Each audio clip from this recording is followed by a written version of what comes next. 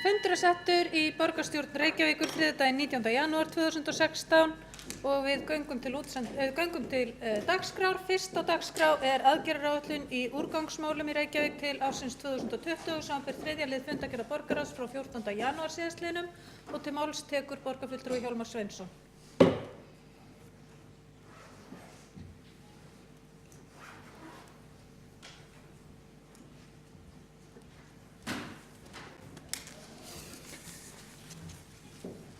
Forseti ágæta borgarstjórn.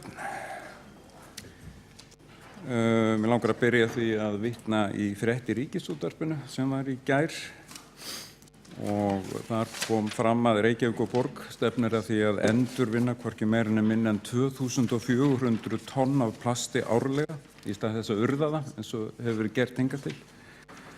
Í þessari frétt, með leyfi forseta, var rætt við Guðmund B. Friðriksson sem er skrifstofustjóri á skrifstofu umhverfisgæði í Reykjavík. Og þar kom fram að borgin nú að hefja hirðu á plastefnum við íbúðarhús. En plastið tekur talsvert mikið pláss í blandaða sorpinu í gráutunnunni. Það þýðir að þegar plastið farið eða plastið minnkar skulum við segja, þá losnar pláss í þessum sömu tunnum. Það skapast því svigrúm og markmiðið raunar það að 60% af plasti verði flokkað og þá þriðjungur af, rúmmáli hinnar venjulegu gráu tunnu farin í flokkun og þá losnar það, skapast pláss og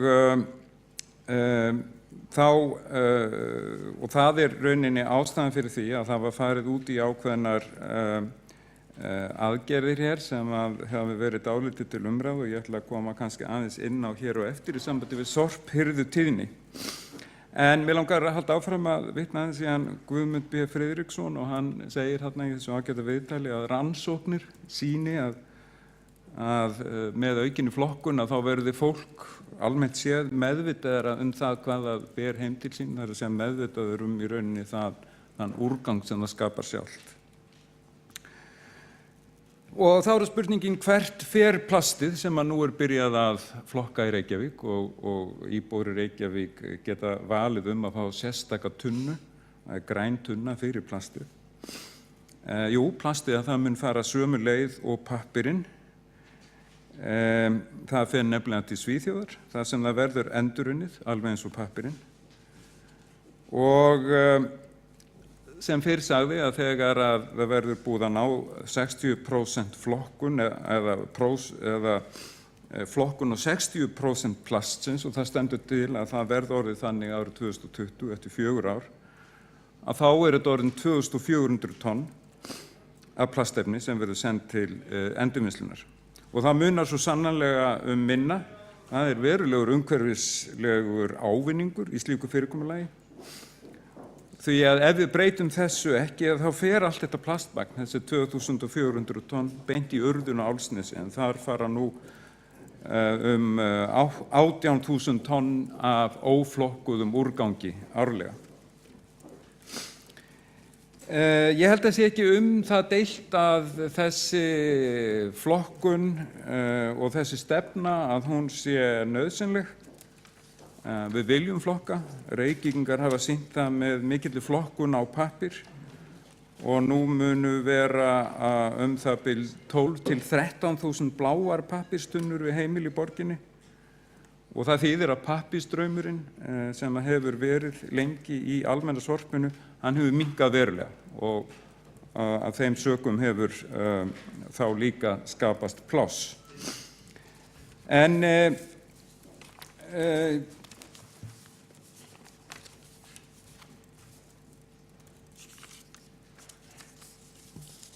það var árið 2013 að það var það var samþykkt að það skyldi gerð aðgerðaráætlun í úrgangsmálum í Reykjavík til ársins 2020 og að því að slík áætlun hefði síðast verið gerð og þróuð árið 2004 og það sátu í þessum hópi kjörnir fulltrúar og embættismenn og þessi aðgerðahópur fundaði 20 sinnum og fékk ýmsa sérfræðinga til sín, embættismenn og rekstraraðila í úrgangsmálum. Það var framkvæmd og gerð viðhorfskönnun til flokkunar og endurvinnslu meðal íbúa á höfuðborgarsvæðinu í samstarfi við Sorpu. Sú könnun fór fram 3. til 13. mars 2013 og hópurinn að hann byggir vinnu sína að hluta til á niðurstöðum í þeirri könnun. En samhliða við vinnu við aðgerðaráætlunina þá tók hópurinn saman stefnu sem að hafa ber að leiðarljósi við ákvarðanatöku í úrgangsmálum í sveitarfélaginu. Þetta eru 10 áhersluatriði og þeim ætlað að auðvelda ákvarðanatöku og vera til hliðsjónar í áframhaldandi umræðum málefnið. Og ef ég má með forseta minnast á þessi 10 lykilatriði, að þá það númer 1 að úrgangsstjórnun í Reykjavíkurborgar hvetji til vistvænni neysluhátta íbúa og gesta borgarinnar. Atriði númer 2 að íbúum sé gert auðveldar að meðhöndla úrgang með umhverfisvænum hætti, fái góða þjónustu og geti valið sér það þjónustustig sem hentar þeim. 3 áhersla verður lögð á úrgangsforvarnir í allri ákvarðanatöku úrgangsmál eða endurnotkun og vinnslu þegar forvarnir ekki við. 4 nægisemi verði ávallt höfð að leiðarljósi í umgengni við auðlindir. 5 Reykjavíkurborg gangi á undan með góðu fordæmi með vistvænum lausnum og ábyrgri meðhöndlun úrgangsstofnana borgarinnar. 6 gjaldtaka vegna meðhöndlunar úrgangs í gagnsæ og hann standi undir þeim kostnaði sem tilfellur og hagrænum hvötum verið beitt til að stuðla að sjálfbærari umgengni við úrgangsauðlindir. Númer 7 áhersla sé lögð á að vernda umhverfi fyrir mengun og lágmarka landnotkun og losun gróðurhúsalofttegunda vegna meðhöndlunar úrgangs. 8 að stuðla sé að heilnæmu og öruggu vinnuumhverfi starfsfólk sem sinnir meðhöndlun úrgangs. 9 að tryggt sé með að lagalegum kröfum í tengslum við úrgangsmál sé fylgt og að Reykjavíkurborg verði öðrum til fyrirmyndar með því að setja ný viðmið. Og 10. og síðasti þáttur að lykilþættir úrgangsmála séu mældir og almenningur því upplýstur niðurstöðuna og skýran og greinargóðan hátt. Og þannig að þetta svo sannarlega metnaðarfull og mjög skýr stefna og hún líka í góðu samræmi við umhverfis- og auðlindastefnu borgarinnar sem hluti af aðalskipulagi Reykjavíkur 2010 til 2030. En það það markmið sett, með leyfi forseta, að dregið verð úr úrgangi til urðunar og endurnýting og endurvinnslu aukin. Gert ráð fyrir að 80% af pappír og pappa og 60% af plasti og allur lífrænn niðurbrjótanlegur úrgangur verði endurnýttur árið 2020. Og það koma fram í þessari áætlun líka það horft til næstu skrefa svo sem flokkunar á málmi og flokkunar á gleri og þau skref verða þá stigin næstu misserin. Mér langar aðeins að vekja athygli á því að, eða svo ég taki eiginlega upp þennan þráð sem ég var aðeins byrjaður að vefa hérna rétt áðan, að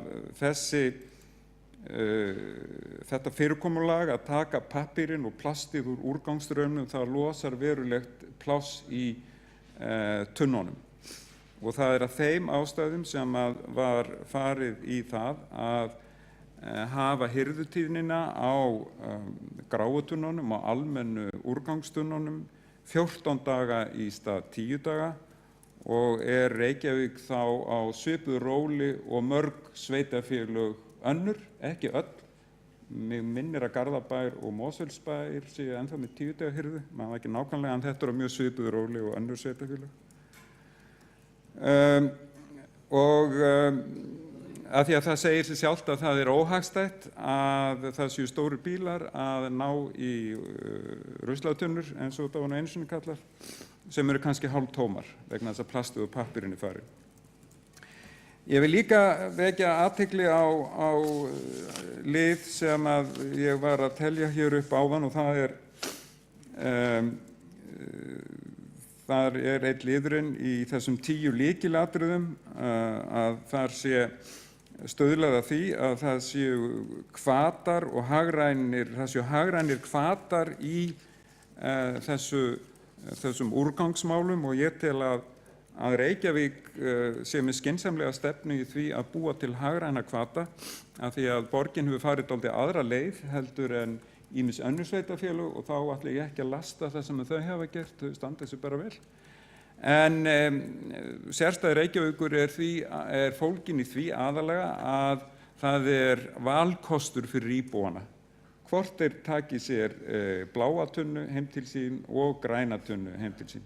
Þeir eiga nefnilega græna tunnu, það er að segja fyrir plast. Þeir eiga nefnilega þann valkost, og ég eitt dæmi slíkan borgara. Ég hef flokkað örugglega í 15 ár og tók það ákvörðun eftir að plastflokkunin kom, eða þau tilmæli skulum við segja, það er ekki ennþá skylda að flokka plast, en það skylda að flokka pappír, að til að einfalda hlutina þá ákvað ég að taka plastið og ganga með það út í næsta grendargám, það eru cirka 300-400 metrar, og hver veitni við gerum það líka með pappírinn.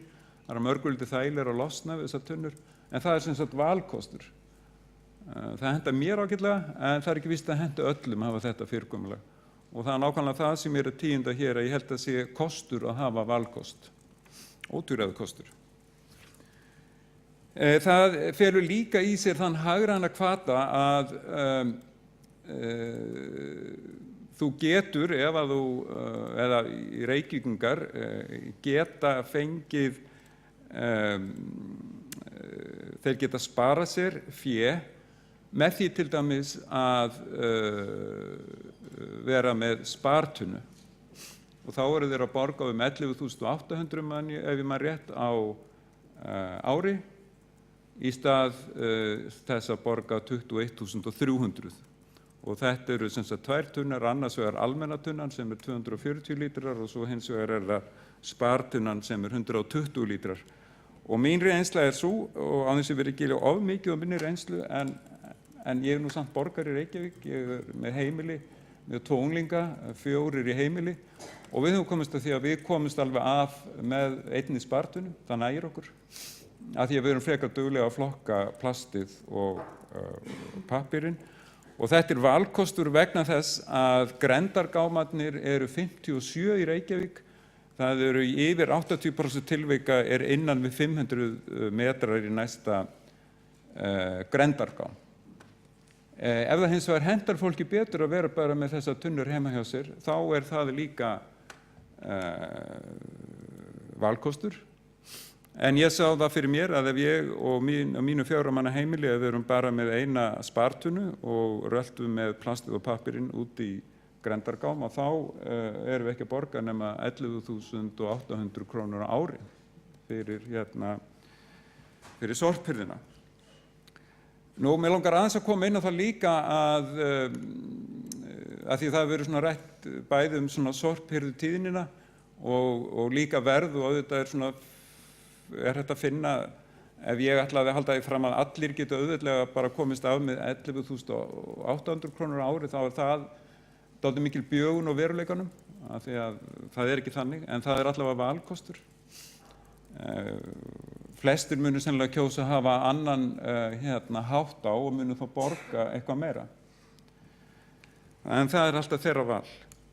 Og mig langar aðeins að vekja athygli á því að það hafi verið stigið nokkur skref síðastliðin 6 ár.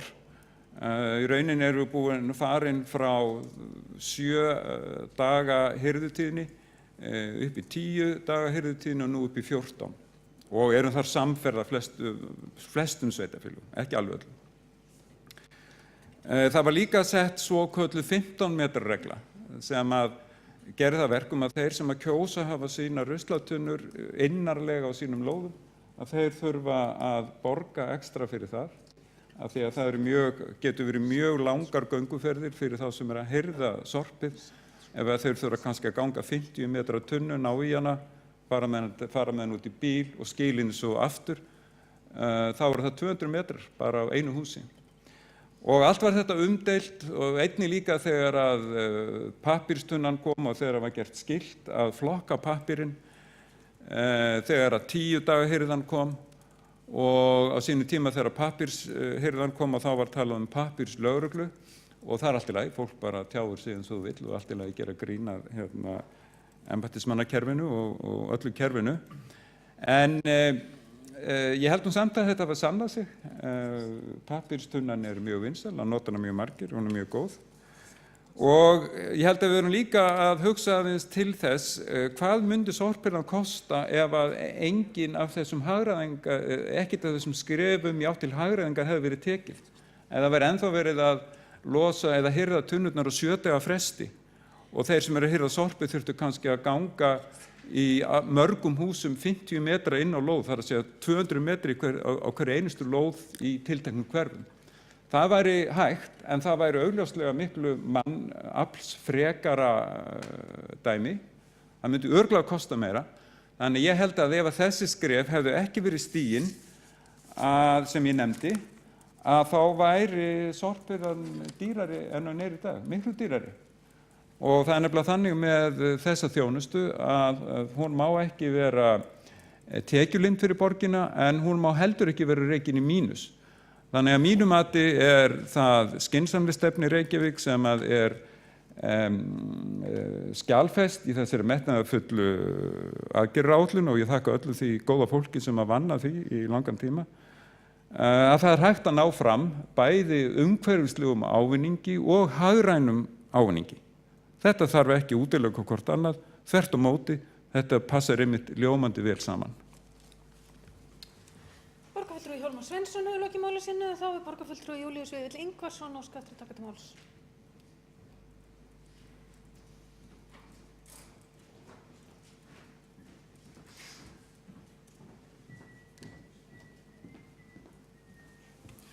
Forseti, ágætu borgarfulltrúar, þakka formann umhverfis- og skipulagsráðs fyrir þessa prýðilegu yfirferð yfir þá aðgerðaráætlun sem hér liggur fyrir í borgarstjórn og svo umfjöllun hans og skoðanir á því hvernig sorphirðu háttað, það að segja þjónustustigið sem hér veitt í Reykjavík og hvað fólk að borga fyrir það.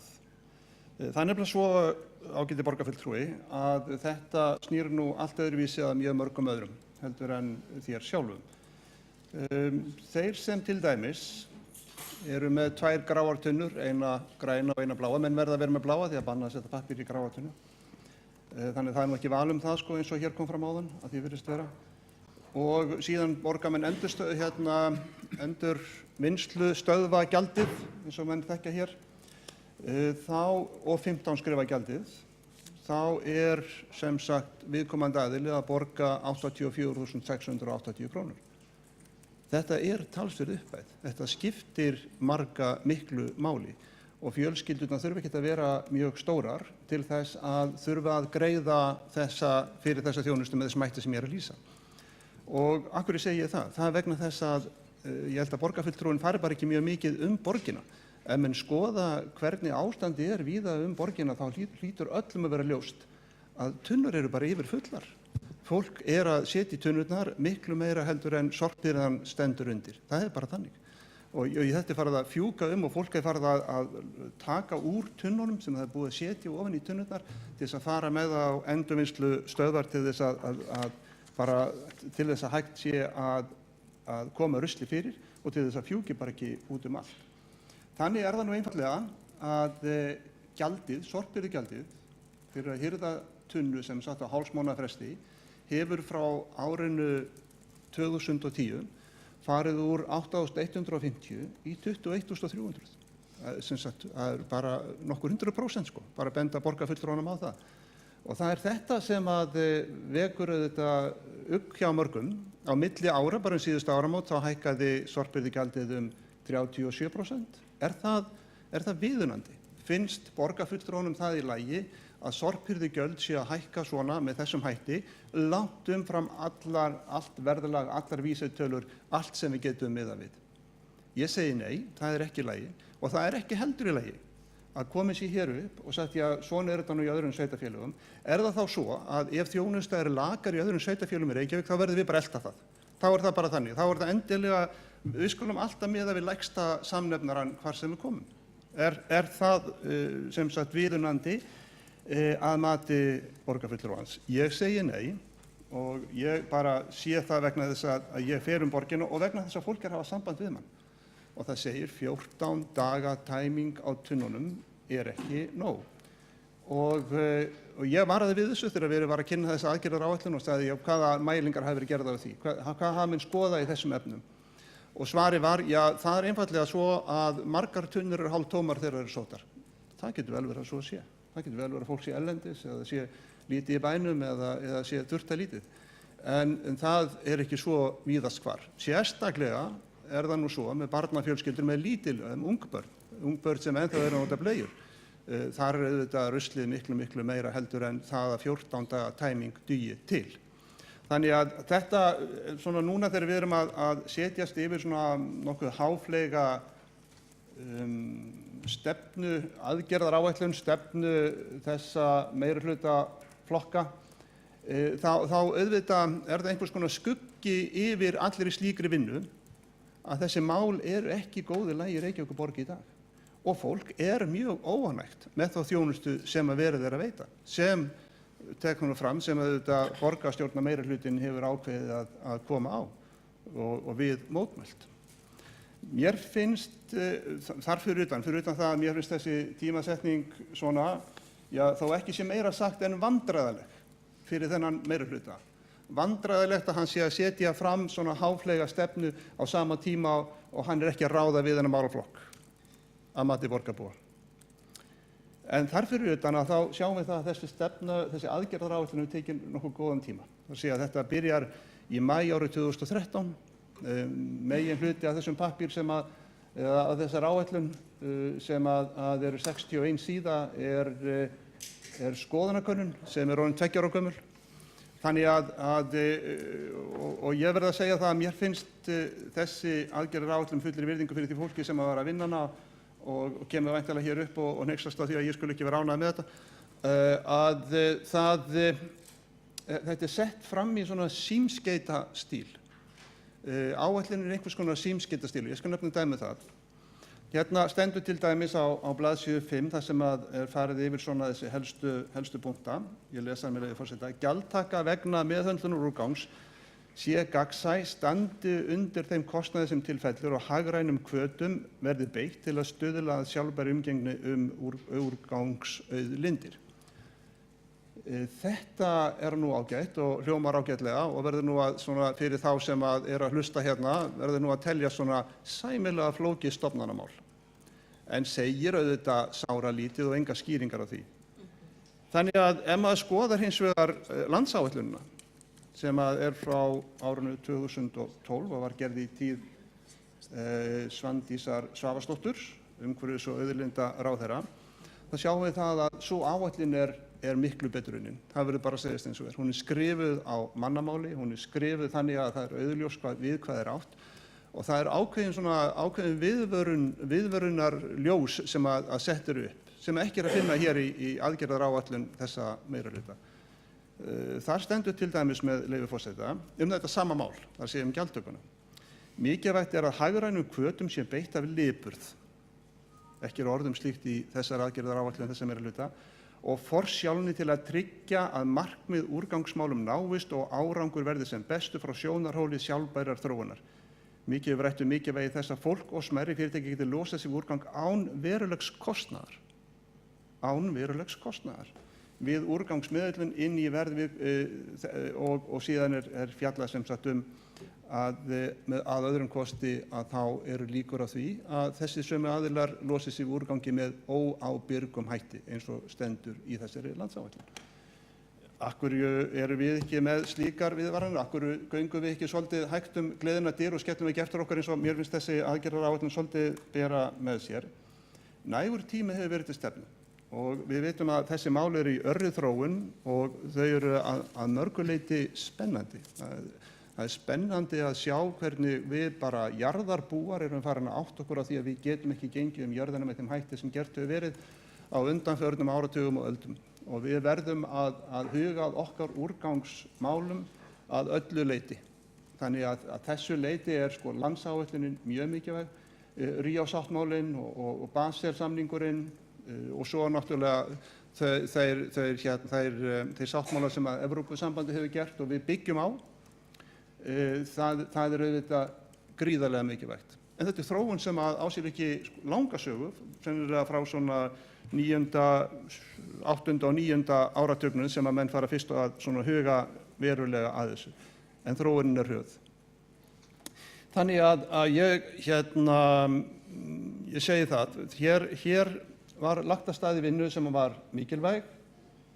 Hún var fyrir alla þá sem áhuga hafa á umhverfinu, eru umhverfisinnar, mikilvæg. Mér finnst hún ekki búin, mér finnst þessari vinnu ekki lokið. Mér finnst til dæmis galli á þessari vinnu að það er verið að fara yfir hver gjaldtakan er. Ég var að fara yfir það hérna áðan, hvað fólk er að greiða árið 2016 fyrir sorphirðu, skrifagjöld og annað slíkt. Það er eitt kafli í þessari aðgerðaráætlun sem fjallar einmitt gjöldin, gjaldtökuna. En það er allt saman gjöld frá árinu 2015. Þannig að þessi aðgerðaráætlun, hún er bara út af fyrir sig þá orðin svona hálf úrelt ef út í það er farið. Akkur var það ekki leiðrétt og henni breytt þá til samræmis við bara raunveruleikann og kannski að það er eðlilegt að fara yfir þá þróun sem að orðið hefur í þessum efnum. Þannig að ég hef nú ekki áður komið hér upp og fjallað þær aðgerðaráætlanir eða þær stefnur sem að settar hafa verið fram inn í ýmsum málaflokkum og svona lýst því að ég hef ekki telja þetta ekki nægilega vel unnið, en þetta er í fyrsta skipti. Mér finnst þessi aðgerðaráætlun svona kannski upphafsplagg. Mér finnst að hann ætti og hefði átt að endurskrifa. Mér finnst landsáætlunin talsvert mikið betri. Þetta hafa margir fjallað, meðal annars Samband íslenskra sveitarfélaga við fjallað þetta og svæðisáætlanir hafa verið gerðar eins og menn þekkja á vegum sambandsins. Þannig að þetta er talsvert mikið efni til. Ég sé að þessi hópur sem átt að vinna þessu hefur hist oft en því miður, og ég segi algjörlega því miður og meina það, því miður finnst mér árangurinn ekki sem skyldi. Borgarfulltrúi Júlíus Vífill Ingvarsson hefur lokið máli sínu og borgarfulltrúi Hjálmar Sveinsson hefur óskað eftir að veita andsvar við ræðu borgarfulltrúans.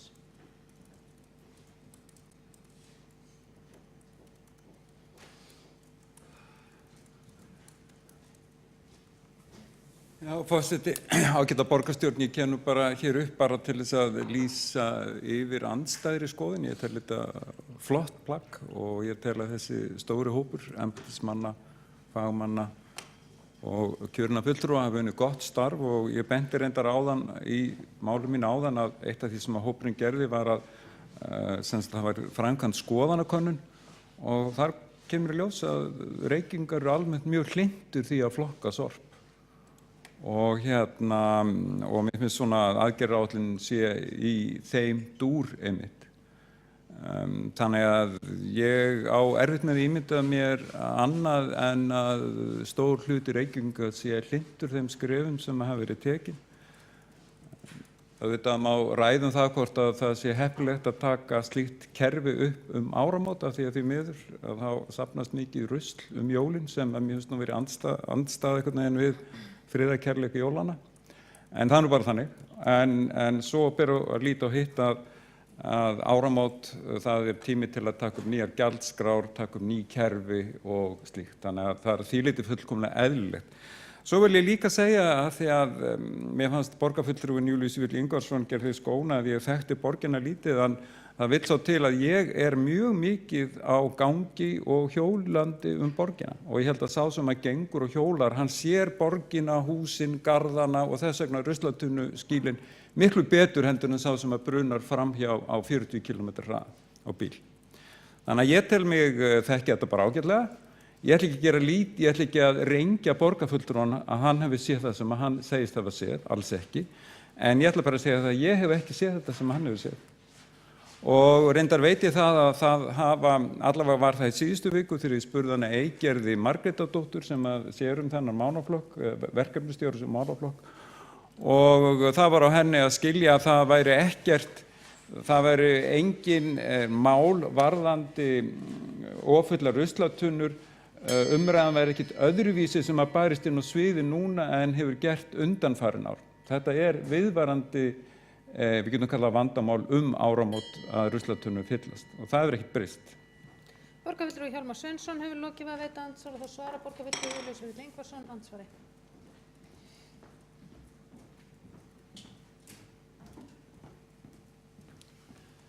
Forseti, já, hafi ég sagt það beinlínis að borgarfulltrúinn hafi ekki haft opin augun þegar hann var að hjóla að ganga borgina, þá það nú heldur mikið sagt.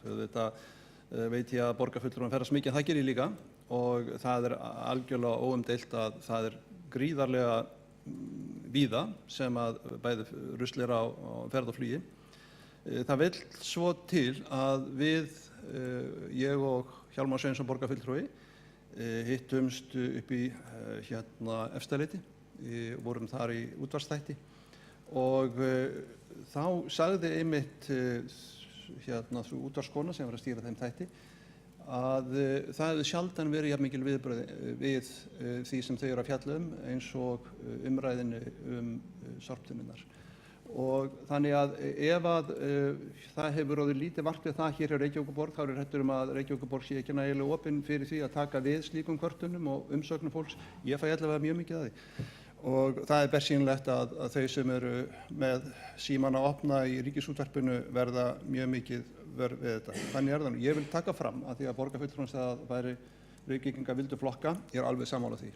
Reykvíkingar auðvitað eru tilbúin til að flokka, þeir vilja ganga vel jörðina, þeir vilja fara bæði í grenndagámana og endurvinnslustöðvarnar og nýta sér þá þjónustu sem þar Það ekki nokkur hætt á því, alveg eins og ég held bara aðrir hér í borgarstjórn viljum gera og viljum gera okkar besta í því og ganga lengra heldur en við gerum í dag, eða skosti á það við mig og ég reikna með þeir við fleiri.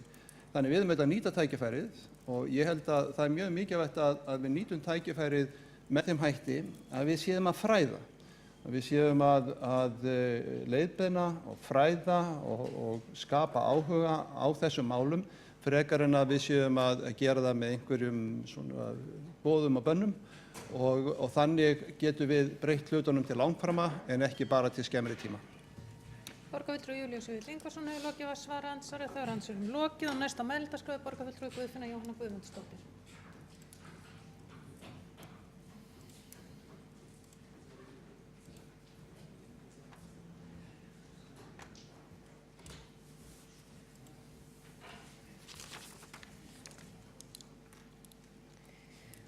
Forseti, borgarfulltrúar, í aðgerðaáætlun úrgangsmál að finna ýmsar upplýsingar og þar kemur meðal annars fram að það eru gerðar 42 tillögur að aðgerðum fram til ársins 2020. Það sem að vantar tilfinnanlega í þessa aðgerðaáætlun að það liggur ekki fyrir hver kostnaðurinn af þessari áætlun verður hvorki fyrir Reykjavíkurborg né heimili borgarinnar því eins og fram kemur í aðgerðaáætluninni að þá á að vera ýmis upplýsingagjöf og fræðsla auk aðgerða sem að kosta auðvitað peninga og það mjög slæmt að fara að samþykkja áætlun í einhverju nokkur ár fram í tímann þegar engin kostnaður liggur fyrir. Það eru ýmsar merkilegar upplýsingar sem koma fram í þessari skoðanakönnun sem fylgir með. Það kemur til dæmis fram að það eru 6 sinnum fleiri sem fara með flokkaðan úrgang og endurvinnslustöðvar í strætó en á hjóli en það eru mjög fáir sem fara á endurvinnslustöðvar í strætó eða hjóli eða fótgangandi þannig að megnið af þeim sem nýtir sér þetta á bílum. Ég tek undir það sem að borgarfulltrúi Júlíus Vífill Ingvarsson sagði áðan að það óánægja meðal borgarbúa sorpmál í Reykjavík og sérstaklega gjaldskrárhækkanirnar. Gjaldið hefur hækkað verulega og það liggur ekki fyrir hvað kostnaðurinn verður fyrir borgarbúa né Reykjavíkurborg að þessari aðgerðaáætlun. Þannig að enn og aftur verið að byrja á öfugum enda. Og það sem stingur svo lítið í stúf að þessi meirihluti að verða einna þekktastur fyrir það að útbúa skýrslur og stefnur sem hann fer síðan ekki eftir en framkvæma ekki hlutina. Að þá kemur fram í þessari aðgerðaáætlun að Reykjavíkurborg leggi mikið upp úr gagnsæi og íbúalýðræði og það mikilvægt að upplýsingar magn úrgangs vegna reksturs stofnana borgarinnar verði aðgengilegur og verkefni mun auka gagnsæi. Við vitum það öll að íbúalýðræði nú ekki mikið í borginni, gagnsæið ekki mikið og það erfitt að nálgast upplýsingar. Heimasíða borgarinnar mjög slæm og það erfitt að nálgast allar upplýsingar og við munum fara yfir það í umræðinni hér á eftir. Þannig að það nú alveg örugglega ýmislegt annað sem í forgangi við það að auka upplýsingaflæðið og gagnsæi hjá borginni. Mér finnst þetta vera enn ein skýrslan sem á eftir að klára. Það ýmislegt margt flott í þessari skýrslu. Þessi skýrsla hefur verið í vinnslu í 3 ár. En það ekki hægt að samþykkja einhverja aðgerðir sem enginn veit hvað kostar. Það þarf auðvitað að vera kostnaðaráætlun sem þarf að liggja frammi. Borgarfulltrúi Guðfinna Jóhanna Guðmundsdóttir hefur lokið máli sínu og þá Kristín Soffía Jónsdóttir, borgarfulltrúi næsta mælendaskrá.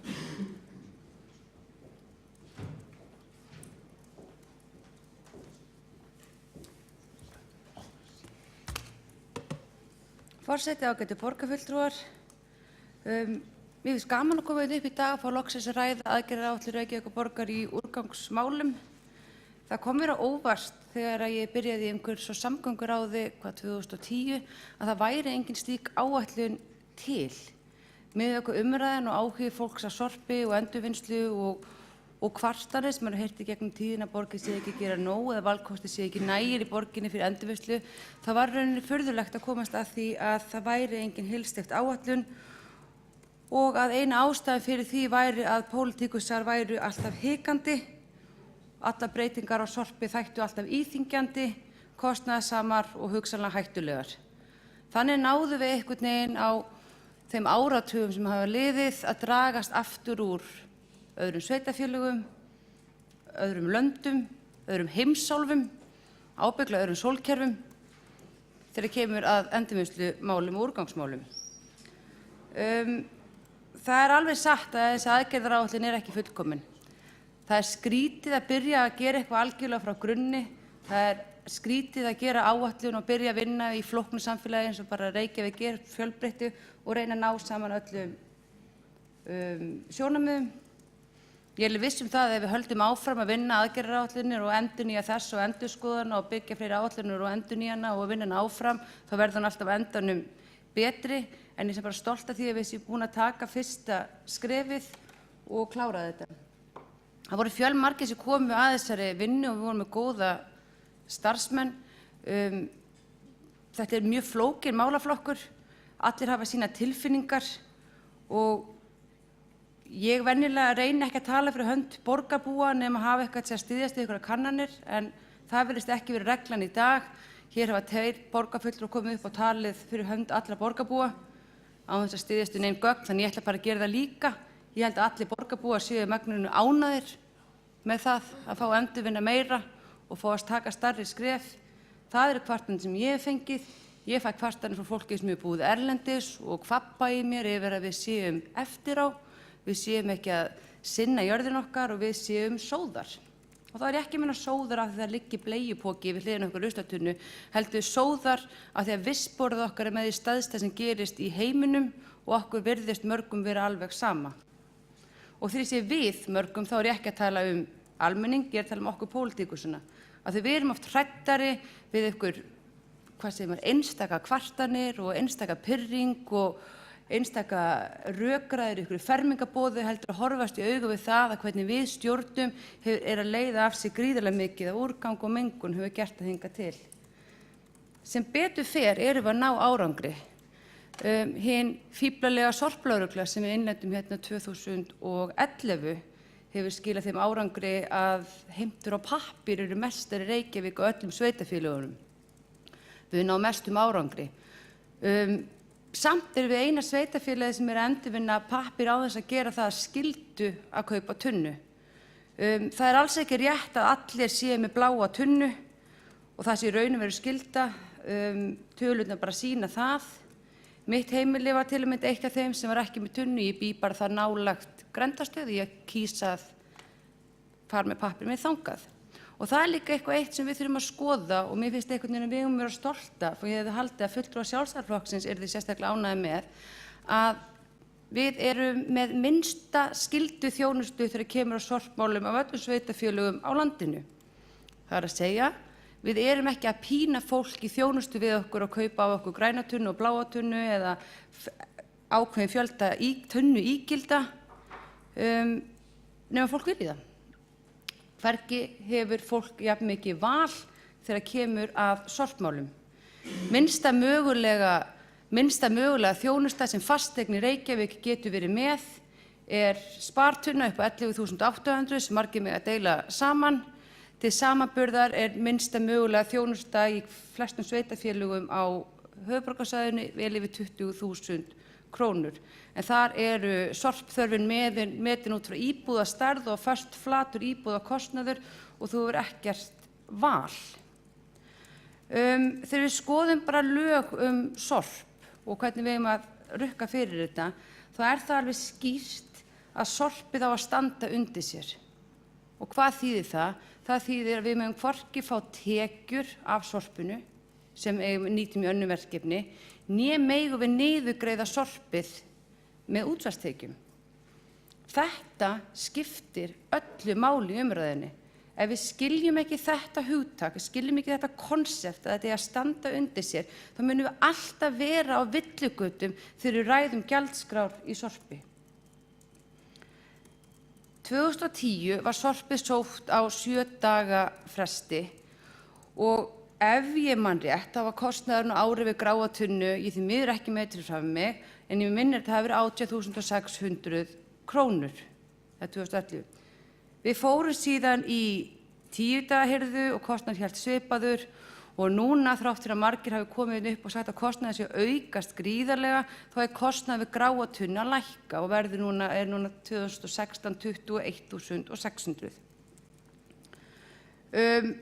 Af hverju hann að lækka? Af hverju ekki búin að hækka meira? Það af því við erum búin að reyna að auka hagkvæmni í þjónustu. Það mjög auðvelt að segja að þjónustustigið hérna ekki nógu hátt og það þarf að breyta, en það bara skrítið að setja hlutinu upp þannig að því hérna hefur valið. Við erum að fækka hirðudögum, við erum að auka hirðutíðni, en við erum að kostnaðurinn við hverja tunnu ígildi, hverja losun að hækka mjög óverulega. Við verðum að skoða það, ef við værum með 7 daga hirðu ennþá og værum búin að vera að fylgja launaþróun, og við vitum öll, og ég styð mjög mikið þá hækkun sem hefur orðið á lægstu launum verkafólks seinustu árin, en það sem ég hef heyrt sem sagt að sirkabát væri kostnaður við gráa tunnu í dag 40.000 krónur á ári ef við hefum ekki farið í neinar hagræðingar á þessum seinustu árum. Það væri veruleg hækkun á sorphirðugjöldum. Með því að fara í þessar hagræðingar, breyta hirðutíðni, fara í 50 metra reglu, þau eru á þeim stað að sorphirðugjöldin hafa tiltölulega staðið í stað, sem sagt kostnaður per tunnu per ár, síðan 2010. Og það í rauninni alveg visst afrek. Ef þú saknar þess að hafa 7 daga tíðni og ert einn af þeim sem fannst það þægilegra, þá í dag hefur valið að fá þig bara auka tunnu. Þá getur með 2 tunnur. Það kostar það sama eins og það kostaði bara þegar við ekki breytt hirðutíminni. Þú ert að koma fyrir auka ílóti, það alveg satt, en þá ertu með jafn mikið af rúmmáli til losaði við sorp. Þannig erum við með þetta val. Ef við værum með 7 daga tíðni í dag í allri borginni og værum að rukka þann kostnað sem hlýtist af, þá værum við með dýrasta sorphirðukerfið í allri borginni og líka mjög lítið val. Þá værum við allir að segja að allir þyrftu að fá síðan tunnu tæmda á 7 daga fresti. En fyrirgefðu, ég búin að detta út í kostnað. Mér langar að tala meira aðgerðaáætlunina. Þegar við unnum aðgerðaáætlun þá fannst mér áhugavert að finna það að okkar tilfinning var í eiginlega öllum tilfellum röng. Við byrjuðum á því að ræða lífrænan eldisúrgang en komum síðan að því hann bara nýtist mjög vel í gasgerð með almennu sorpi. Við ræddum mikið að taka járnið frá en lærðum síðan seinna að það eiginlega allt seglað frá í sorpi. Upp í sorpu, þannig að það flokkað. Það sem ég vissi ekki, ég hef alltaf verið mikil talsmann þess að nota gler í staðinn fyrir plast, en ég vissi til að mynda ekki að það skiptir mestu máli að losa glerið úr almenna sorpstraumnum, en það eyðileggur það mest hvernig við nýtum aðra úrgangsstrauma. Ég vissi ekki að lyf í sorpi eru stórt vandamál. Ég vissi ekki að getnaðarvarnarpilla sem sturtað niður í klósettið hefur áhrif á æxlunarfæri fiska. Ég vissi ekki að sýklalyf eru stór hættuleg ef þið hendið þeim til að mynda bara í almenna heimilissorpið og það eyðileggur alla gasgerð. Þannig að fullt af þessum litlu aðgerðum sem kannski virka tilgangslausar eru í rauninni stóru skrefin. Af því við þurfum að hugsa þetta heildstætt og þetta eru svona ákveðin vísindi, þetta er ákveðin sérfræðigrein úrgangsmál og mér finnst það mjög spennandi, mér finnst það mjög skemmtilegt, en það finnst það ekkert endilega öllum. Og ég bara fagna því ef fólk hér fara að kalla strax eftir endurskoðun og þá bara legg ég til að við bara höldum áfram að vinna með þessa úrgangsáætlun og samþykkjum endurskoðunaráætlun bara strax á næsta ári, af því ég held að við eigum alltaf að vera með úrgangsmálin ofarlega í hug okkar, við eigum að taka virkan þátt í að móta þessa stefnu og við skulum ekki smætta alltaf umræðuna niður í hirðutíðinni af því að það er raunverulega að gera lítið úr stórum og merkilegum málaflokki að mínu mati. Mér langar rétt að tæpa á því að það er ekki bara, það var í byrjun 10. áratugsins sem við tókum af stað urðunarstaðinn í Álfsnesi. Fyrst fyrir það vorum við með ruslahauga. Líftíma okkar í því að reyna að fara að hafa okkur eins almennilega manneskjur í úrgangsmálum er talin í bara mínum lífaldri. Það er svo stutt síðan og í rauninni núna á seinustu árum erum við loksins farin að taka stór skref með bláu tunnunni, með núna grænu tunnunni, með bættu grenndargámakerfi og við eigum að halda áfram og ég fagna þeim áhuga, ég fagna því að borgarfulltrúar séu komin upp að tjá sig af því að stundum hefur það kannski helst það vanta. Það skilar sér vonandi bara eitthvað tíma seinna í nýrri áætlun sem verður ennþá betri en þessi. Kannski mun ég ekki taka þátt í henni og kannski getur öll hýjað á mig fyrir að bera ábyrgð á þessari glötuðu áætlun þegar nýja flotta áætlun verður komin og ég skal bara kjósa með henni líka. En annars segi ég bara áfram við og áfram rusl og bara vonandi verða allir borgarbúar jafn glaðir og þeir borgarbúar sem ég þekki með hversu stefnum í úrgangsmálum. Takk. Kristín Sofía Jónsdóttir, borgarfulltrúi, hefur lokið máli sínu og þá er Björn Blöndal, borgarfulltrúi, næstur á mælendaskrá.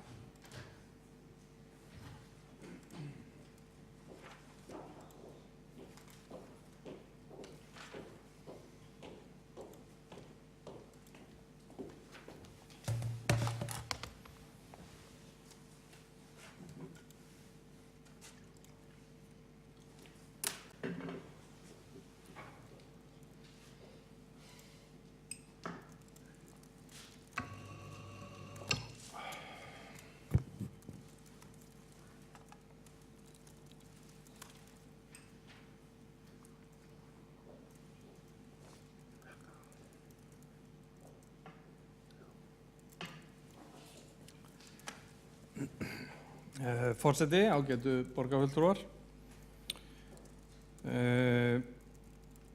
Mig langar að byrja á því að fagna því að þessi aðgerðaáætlun í úrgangsmálum sé komin fram.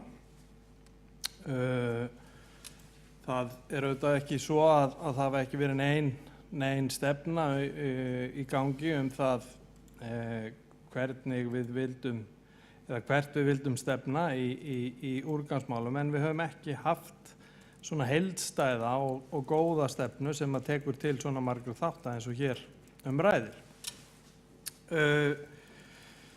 Þessi stefna er nú eins og allir sjá sem hann að lesa ákaflega skýr. Hún er vel orðuð og er svona hittir beint í mark og það er auðvitað þannig þegar það kemur að sorpmálum og sorphirðu að það var breyst svona aðeins svona áherslur og forsendur hafa aðeins breyst í tímanna rás. Flokkun sorps hefur auðvitað verið mjög lengi í umræðunni og lengi vel var verið að ræða flokkun fyrst og fremst á kannski forsendum þess hvað ætti að gera við úrganginn og annað slíkt. En á hinum síðari árum þá hefur hluti eða í raun og veru hlutur neyslumunstursins orðið mun stærri þáttur í umræðinu flokkun sorps.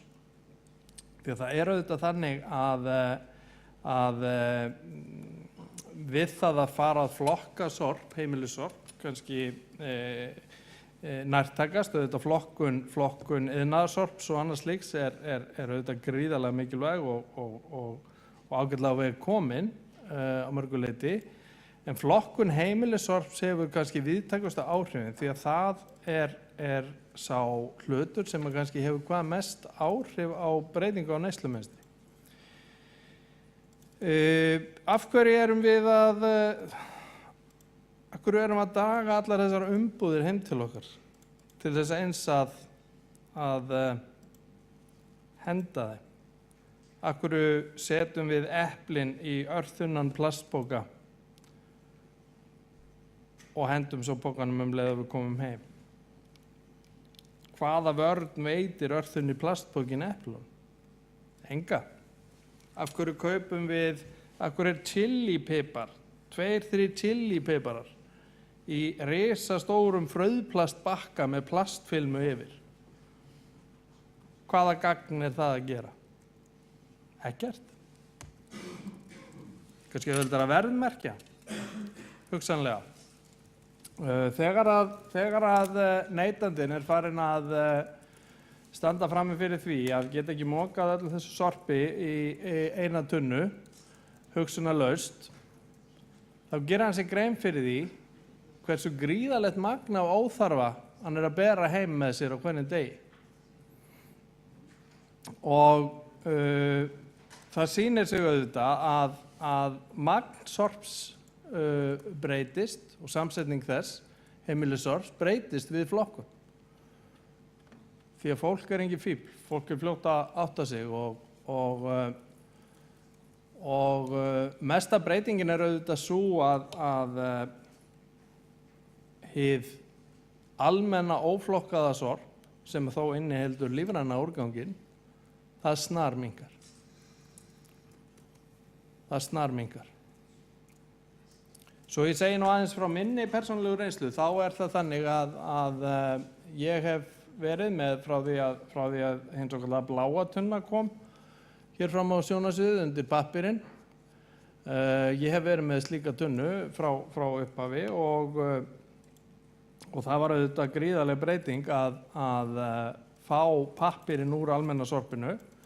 Og fyrir vikið ég var í fjölbýlishúsi, það sem voru 4 íbúðir, það voru 4 svartar tunnur sem auðvitað það sem þú greiðir hæsta verðið fyrir. Við skiptum einni svartri tunnu út og fengum bláa í staðinn, töluvert ódýrari, þannig nú minnkaði kostnaður fjölbýlishússins af sorpirunni þá strax. Við sáum strax að þessar 3 svörtu tunnur, þær voru alveg hættar að fyllast fyrir þessar 4 íbúðir. Og það voru smábörn þarna sem notuðu bleiur í 2 íbúðum af 4. Ekkert neinar endur nýtanlegar bleiur, bara þessar hefðbundnu sem þú hendir í almenna ruslið. Þetta leiddi til þess að við ákváðum að í staðinn fyrir 3. svörtu tunnuna, það fengum við okkur eina tunnu frá Íslenska gámafélaginu sem að tekur plast, pappír, málma og já, ég held að sé nú ekki fleira. Já, fernur, ég líti á það sem pappír, það fyrir bláu tunnun okkar líka. Og viti menn, þessar 2 svörtu tunnur dugðu 4 íbúðum, 4 heimilum. Þannig að svo ég velti nú fyrir mér hér dæmi sem að Júlíus Vífill Ingvason borgarfulltrúi tók af heimili sem með 2 bláar tunnur, 2 svartar, eina blá og eina græna, að þá hlýtur það að vera fjölbýlishús. Það hlýtur að vera fjölbýlishús með allavega 2 íbúðum, því ef ekki þá er auðvitað neysla á því heimili gríðarlega mikil. Og fjárráð þá væntanlega töluverð. En þetta er ákaflega óraunhæft dæmi og ég held að ef við myndum keyra bæinn saman á 15-30 km hraða, þá myndum við ekki sjá mörg svona dæmi. Það er alveg klárt og ég dreg það í efa ef að við slíkar aðstæður að þessar tunnur fyllist. Ef þær fyllast, þá er verið að neyta gríðarlegs magns og er neysla mikil á heimilinu og þá væntanlega eru fjárráð náttúrulega töluverð líka. En það er það sem mig langaði fyrst og fremst að svona ræða hérna er þetta neyslumunstur sem flokkurinn hefur áhrif á. Það er auðvitað líka mjög merkilegt sem að borgarfulltrúi Kristín Soffía Jónsdóttir kom inn á hér áðan að til dæmis að við hugsum aðeins hvert við erum að setja úrgangin okkar. Það að henda lyfjum til dæmis í klósett eða almennt sorp, það er auðvitað hlýtur að vera mjög óæskilegt.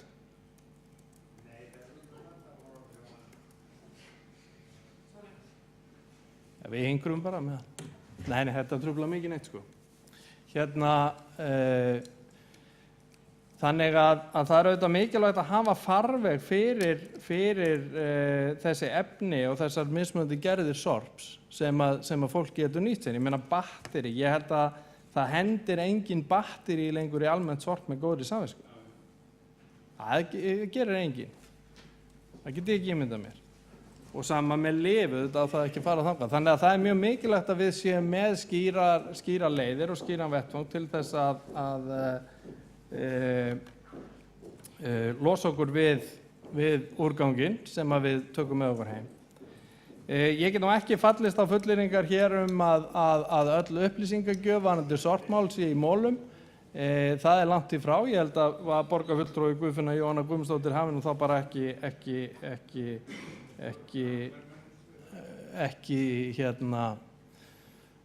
kynnt sér málið nægilega vel því að upplýsingar eru bara ágætlega aðgengilegar og sorpir í dagatölu og annað slíkt.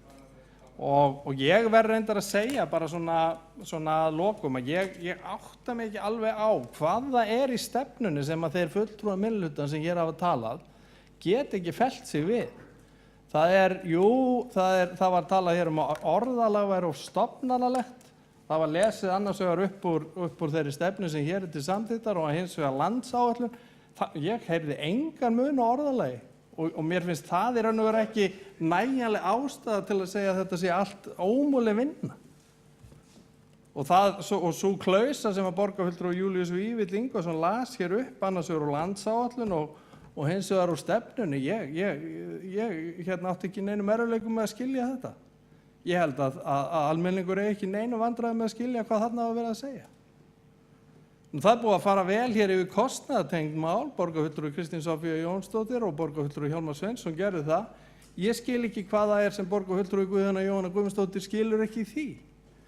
Þannig að ég velti fyrir mig hvort að hérna sé bara verið að leita einhverju ástæðu til að geta verið á móti af því að telja það sé auðvelt að reita fólk til reiði með einhverju sorpumræðu. Búa til einhverja scenaríó þar sem að allir eru voðalega reiðir, eru með 2 svartar tunnur, eina græna og eina bláa, það flæðir út úr þessu öllu, það eru 2 í heimili. Þú veist, þetta er engin málflutningur. Stefnan sem við erum hér að fara að samþykkja, hún er fagnaðarefni, þetta er vel unnið plagg og þetta á eftir að hjálpa okkur mikið. Ég held að sé rétt að endurskoða þetta mjög reglulega, jafnvel strax á næsta ári. Heimur sorpsins er síbreytilegur og það er mikil þróun þar. Þannig að það er mikilvægt að við séum á tánum, áttum okkur á hvert við erum að stefna og þetta hjálpar okkur svo sannlega í því. Takk fyrir kjærlega. Borgarfulltrúi Björn Blöndal hefur lokið máli sínu og forseti vill árétta eins mikið fagnaðarefni og það er að hafa fólk hér á pöllunum að þá er beðið að farsímar séu stiltir á hljóðlátt og ekki talað á pöllunum. Það verður að vera þögn í salnum á meðan á fundi stendur. Borgarfulltrúi Guðfinna Jóhanna Guðmundsdóttir hefur óskað eftir að veita andsvar við ræðu borgarfulltrúans. Var borgarfulltrúi Júlíus Vífill Ingvason einnig óskað eftir andsvari? Guðfinna Jóhanna Guðmundsdóttir, borgarfulltrúi byrjar.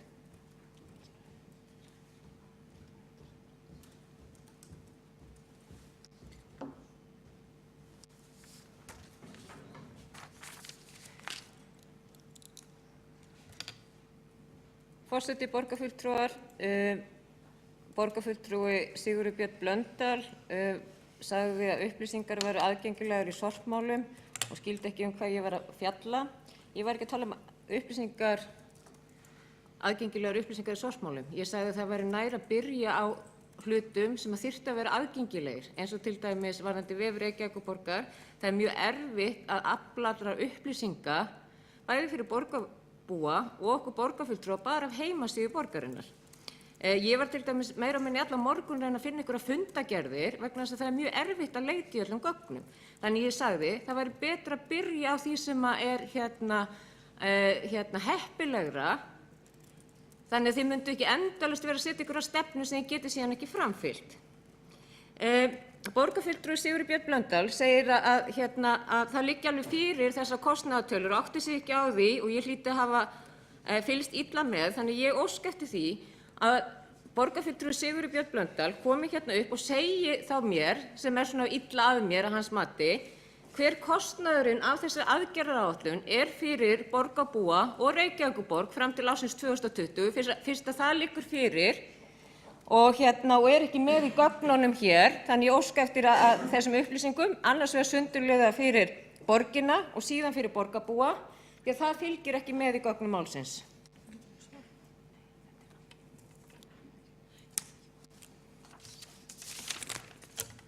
Borgarfulltrúi Guðfinna Jóhanna Guðmundsdóttir hefur lokið að veita andsvar og þá svarar auðvitað Björn Blöndal, borgarfulltrúi andsvari. Já, forseti ágætu borgarfulltrúar, maður leggst nú að manni grunur að hér sé einhver þöggun í gangi. En það er gott að heyra að borgarfulltrúi Guðfinna Jóhanna Guðmundsdóttir sé samþykk því að upplýsingar sorphirðu sé aðgengilegar og það að henni þyki vefsíða borgarinnar ekki nægilega góð eða aðgengileg.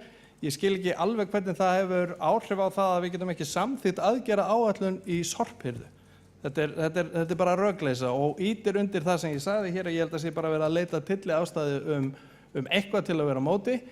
Nú varðandi kostnaðarhlutann þá er það einfaldlega þannig sorphirða á að standa undir sér. Svoleiðis er það. Og því eigum við alltaf að leita eins hagkvæmra leiða og við getum til þess að hirða sorp, en hún á að standa undir sér. Það er nú ekki mjög flókið. Borgarfulltrúi Björn Blöndal hefur lokið að svara andsvari, þá veitir andsvar öðru sinni borgarfulltrúi Guðfinna Jóhanna Guðmundsdóttir.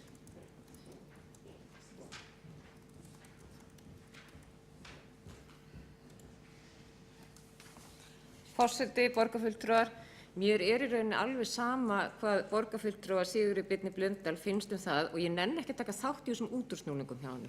Ég ítreka spurningu mína, hver nákvæmlega kostnaðurinn fyrir Reykjavíkurborg og heimili borgarinnar fram til ársins 2020? Það er ekki nóg að segja það að borgarfulltrúi Guðfinna Jóhanna Guðmundsdóttir bara viti ekki neitt og hafi ekki kynnt sér málið þegar engin kostnaðaráætlun liggur fyrir og segja síðan bara það að kostnaður eigi að standa undir sér. Það er fullt af hlutum í þessari aðgerðaráætlun, til dæmis varðandi að það eigi að kynna þetta fyrir borgarbúum. Allt þetta íbúalýðræði, gagnsæið og svo framvegis sem þeir eru búin að vera með í alls konar skýrslum og hafi aldrei getað fylgt eftir. Hver er kostnaðurinn við allt þetta? Hver er kostnaðurinn við það að upplýsa borgarbúa? Hver er kostnaðurinn við grænt bókhald? Hver er kostnaðurinn við það að kynna allt þetta fyrir borginni? Hver er kostnaðurinn við það að vera með margnota bleiur á leikskólu borgarinnar? Hver er kostnaðurinn við það? Auðvitað á að liggja fyrir kostnaðaráætlun. Það er ekki hægt að samþykkja aðgerðaráætlun ef það liggur ekki fyrir kostnaðaráætlun.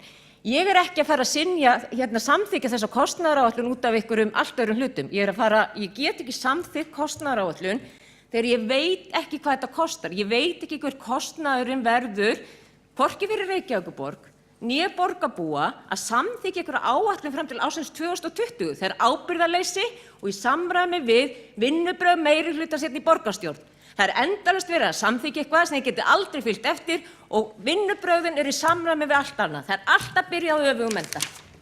Borgarfulltrúi Guðfinna Jóhanna Guðmundsdóttir hefur lokið við að veita andsvar öðru sinni og þá svarar andsvari öðru sinni borgarfulltrúi Björn Blöndal. Forseti ágætu borgarfulltrúar, já, hér upplifi ég nú ákveðið þrot hjá borgarfulltrúa Guðfinnu Jóhannu Guðmundsdóttir. Hún getur sem sagt ekki samþykkt þessa stefnu af því hún veit ekki hvað kostnað borgin mun hljóta af því að tekin verður upp notkun á fjölnota bleium á leikskólum. Þetta er bara tylliástæða að sjá allir í gegnum þetta. Grundvallaratriðið er þetta, sorphirða á að standa undir sér, hún á ekki að vera tekjumyndandi umfram það sem hún kostar fyrir borgina, sá geldur sem veldur, einfallega þannig. Það sorp sem að þú setur frá þér, þú átt að greiða fyrir að koma því, þú greiðir fyrir að koma því að því sé fargað. Og það er auðvitað þannig þegar samþykktar eru stefnur sem þessar, það er ekki reiknað niður í míkróeindir nákvæmlega hvað hlutinni kosta. Auðvitað er það þannig að þegar við gerum fjárhagsáætlanir og þegar við samþykkjum fjárhagsáætlanir hvers árs, þá leggjum við til grundvallar þær stefnur sem við höfum og uppfyllum það sem við getum af því. Þessi hins vegar stefna er þess eðlis að það er ekki þarna sem að mun valda þvílíkum kostnaðar auka fyrir borgina það sé óviðráðanlegt. Það er bara svoleiðis. En þetta er einfalt í sjálfu sér. Sorphirða skal standa undir sér. Borgarfulltrúi Björn Blöndal hefur lokið við að svara andsvari öðru sinni og þá er komið að borgarfulltrúi Júlíusi Vífli Ingvarssyni að veita andsvari ræðu borgarfulltrúans.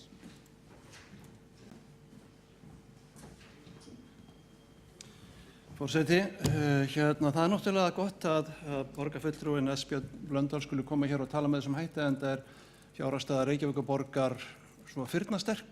Hún þolir eiginlega hvaða álag sem er. Það þarf engar áhyggjur að hafa því, eða hvað? Er það þannig? Þurfum við ekkert að hugsa þessa hluti? Eða kannski erum við á þessum stað einmitt að því þessu hugsunarháttur yfir ráði hér í ríkjum. Kannski akkurat þess vegna. Borgarfulltrúin kom hér upp og sagðist ekkert skilji því hann skilji ekki neinu. Ég get ekki farið að endurtaka þá ræðu sem ég flutti hérna áðan. Ég ætla bara að benda honum á það að það er upptaka til á vefnum og hann getur fylgst með ræðu minni þar aftur og hlustað á hann í annað skipti. Varðandi það dæmi sem ég tók, þá er það ekki dæmi sem er tilbúið. Það er dæmi sem ég tek frá manni, fjölskylduföður sem hringdi í mig, sem býr í Grái, og ég reyndi að verða fléttið upp hvað hann heitir af því, bara mann ekki, við þekkjumst ekki. En hann nefndi mér akkurat sínar aðstæður og fór yfir þær og þær tölur sem þarna búið að baki og þær eru algjörlega kórréttar og hárréttar. Og hver er niðurstaðan? Niðurstaðan er svo að hann í stað þess að hafa tunnur hjá sér, gerir sér ferðir á endurvinnslustöðina. Og við skulum svona velta því fyrir okkur hvort að það er akkurat það sem við viljum að gerist, að hann fari á bílnum út endurvinnslustöðina og fari með ruslið þangað. Ég finnst borgarfulltrúin með þessum orðum sínum gera lítið úr högum borgarbúa sem hafa samband við borgarfulltrúa og lýsa sínum aðstæðum og ég kem hér upp sem hann hefur samband við og segi frá því. Þannig á það auðvitað vera og menn ekki gera lítið úr því eins og borgarfulltrúin Björn Blöndal gerði. Borgarfulltrúi Júlíus Vífill Ingvarsson hefur lokið að veita andsvari, þá svarar borgarfulltrúi Björn Blöndal andsvari. Forseti, ágætu borgarfulltrúar, ég horfi stundum aftur á ræður. Ég hef nú ekki gert það oft, en ég get alveg hugsað mér að horfa aftur á upptöku af þessari ræðu borgarfulltrúa Júlíus Vífils Ingvarssonar. En það sem hann sagði hér að staðfestir er bara það sem ég var að segja. Það er mjög erfitt að átta sig á. Ef að það er sem sagt, ef að borgarfulltrúin getur ekki hugsað sér að samþykkja aðgerðaáætlun í sorpmálum Reykjavíkurborgar vegna þess að hann er með eitt dæmi einn mann sem er með 2 tunnur svartar, eina græna og eina bláa og hann er með það mikinn úrgang á sínu heimili að hann þarf stundum að fara í grenndarstöð sem er í 500 metra fjarlægð, þá er það bara þannig. Ég er ekkert að gera lítið úr þessu einstaka dæmi en mér finnst alveg rosalega sérstakt að taka dæmi eitt heimili, einn aðila og gera það bara að heildstæðri sýn yfir borgina. Og síðan kom fram í hér andsvari borgarfulltrúans Júlíusar Vífils að vandræði þessa manns er ekki meir en svo að hann sem sagt fer með það sem er umfram þessar 4 tunnur sem hann fyllir á grenndarstöðuna sem er í 500 metra fjarlægð. Vandamálið er ekkert, bara afsakaðu borgarfulltrúi. Borgarfulltrúi Björn Blöndal hefur lokið við að svara andsvari og þá er andsvörum lokið og borgarfulltrúi Halldór Halldórsson er næstur á mælendaskrá.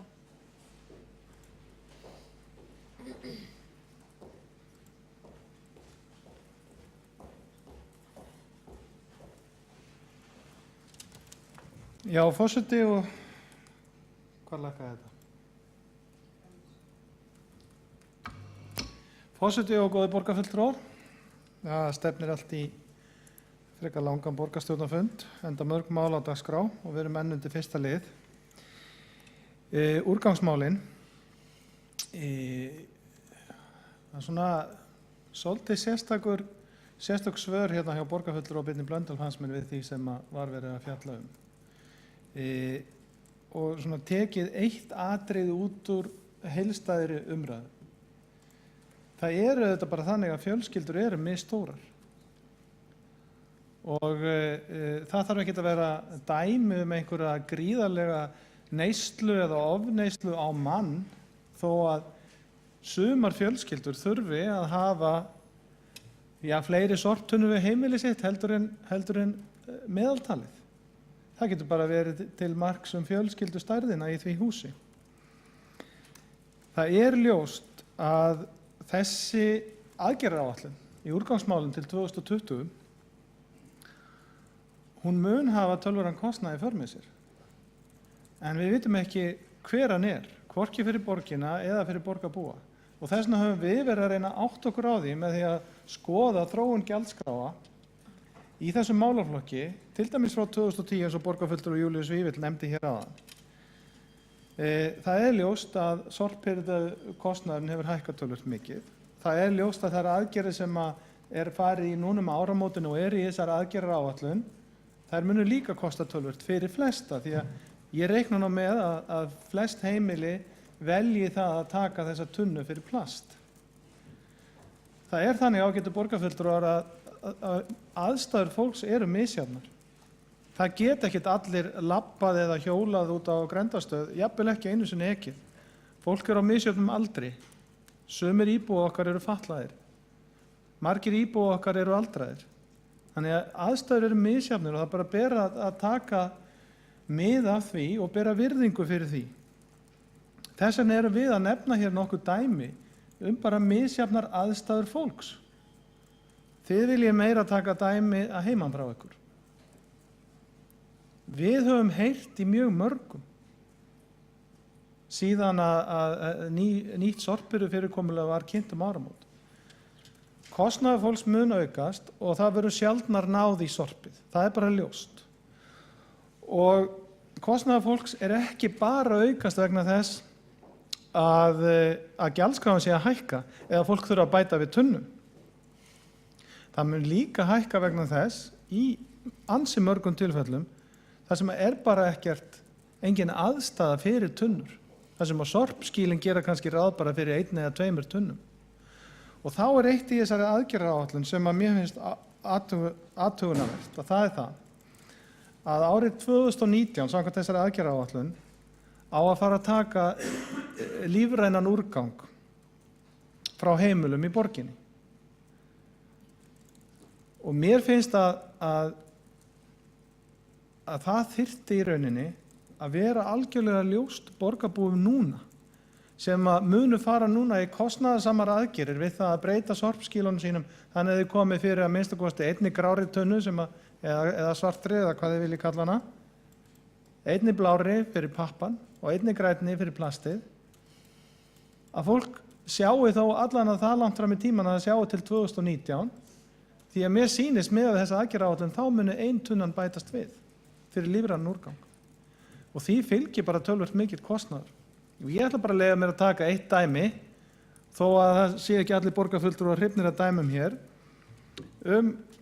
það sem kostaði 400.000 að breyta sorpgeymslu, sorpskýli, bara við 1 einbýlishús. Þannig að þetta töluverður kostnaður og það þá eins gott fyrir fólk sem þarf að breyta núna enn eina ferðina að það sjáu þá minnsta kosti fram til 2019. Og svo vil ég auðvitað nefna það hérna að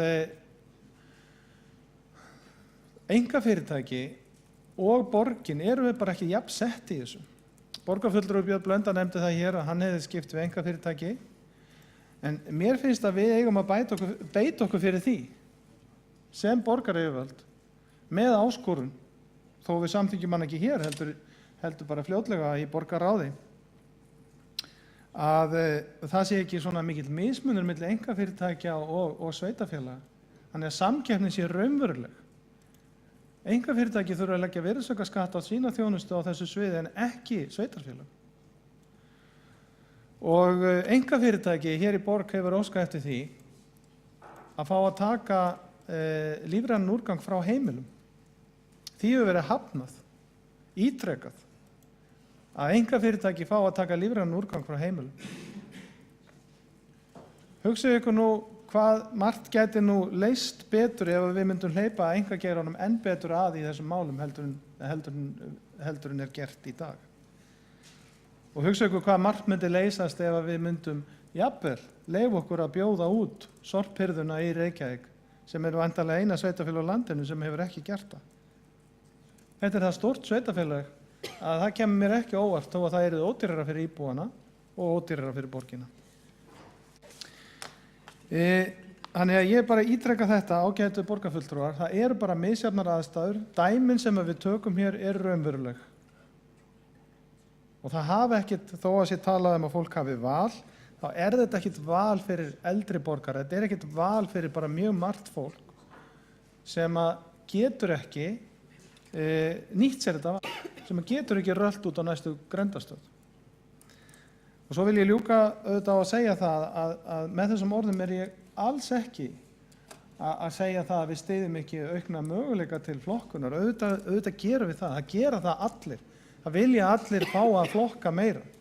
Það vilja allir fá að gera betur í þessum málaflokki. En best er að það séu hagrænir hvatar sem hvetja til þess og það er svo sannarlega ekki gerast núna við breytingu til dæmis núna áramóti. Þetta verður allt miklu dýrara og þjónustan versnar. Það verður sjaldnar komið til að hirða sorpið, því miður. En ég veit að Reykvíkingar eins og bara aðrir landsmenn eru mjög áhugasamir það að fá að flokka meira. Þessi umræða okkar hálfu snýst ekki það, svo það sé nú ítrekað vegna þess að sumir ágættra borgarfulltrúar sem hér hafa komið upp hafa svona verið að gefa það í skyn. Við erum ekki að tala það. Við erum bara að tala kostnaðinn, við erum að tala þjónustuna, við erum að tala möguleika fólks.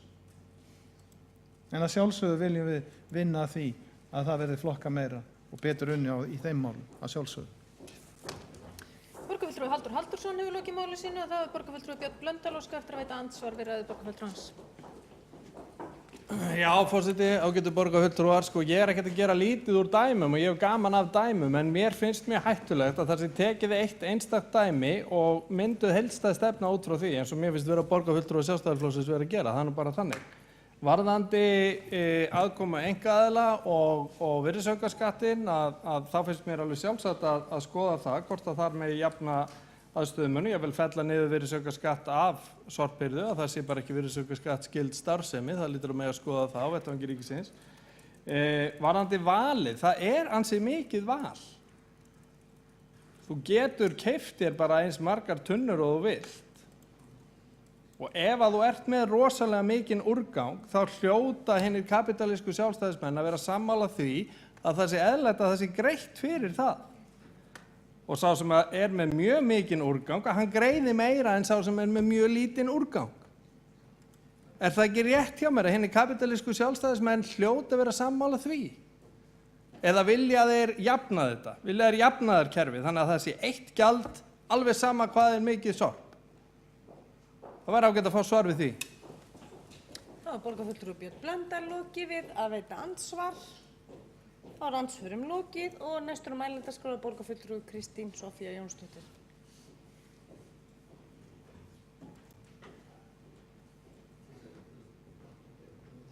Forseti, ágæti borgarfulltrúar. Hérna. Umræðurnar orðnar svo spennandi að ég gat eiginlega ekki stillt mig að fá að koma upp aftur. Mér langar aðeins að fá að taka upp þráðinn þar sem að borgarfulltrúi Guðfinna Jóna Guðmundsdóttir spurði kostnað, að ég held að það sé bara mjög mikilvæg spurning og við höfum alltaf að spyrja okkur hver er kostnaðurinn. Og þá finnst mér líka önnur spurning sem við höfum að spyrja okkur er líka hver er kostnaðurinn í dag? Hver er kostnaður borgarinnar af rangri flokkun? Hver er kostnaður borgarinnar af því þegar lyf enda óvart í almennu sorpi og eyðileggja gasgerð? Hver er kostnaðurinn þegar ein glerflaska fer út í eina bláa tunnu og heill gámur af pappírsefnum ónýtur. Þannig er líka kostnaður. En ég vil ekki snúa út úr að mér langar að reyna að svara borgarfulltrúanum. Þessi áætlun gerir ekki ráð fyrir auka fjárveitingu. Það gert ráð fyrir að þær aðgerðir sem unnið sé með sé unnið innan fjárhagsáætlunar umhverfis- og skipulagssviðs og inn á skrifstofu neyslu og úrgangs. Í flestum tilfellum gert ráð fyrir við fáum sparnað tilbaka. Það hefur sýnt sig til að mynda að það aðgerðir sem við farið í endurvinnslumálum yfir höfuð hingað til hafa leitt til sparnaðar. Borgin borgar, ef ég man rétt, kannski getur Halldór Auðar Svansson leiðrétt mig, 18 krónur á kílóið eða eitthvað svoleiðis fyrir að urða pappírsefni, fyrir að urða almennan úrgang í Sorpu, en fær til að mynda greitt fyrir pappírsefni. Þannig að það innleiðingin á bláa verkefninu var hagræðing. Það að þótt kostnaður við kynningu og annað væri til staðar, þá ódýrari fyrir borgina og borgarbúa að við séum fá greitt fyrir pappírsefnin í staðinn fyrir að borga fyrir að fá að urða þau. Þannig þetta oft ekki klippt á skorið.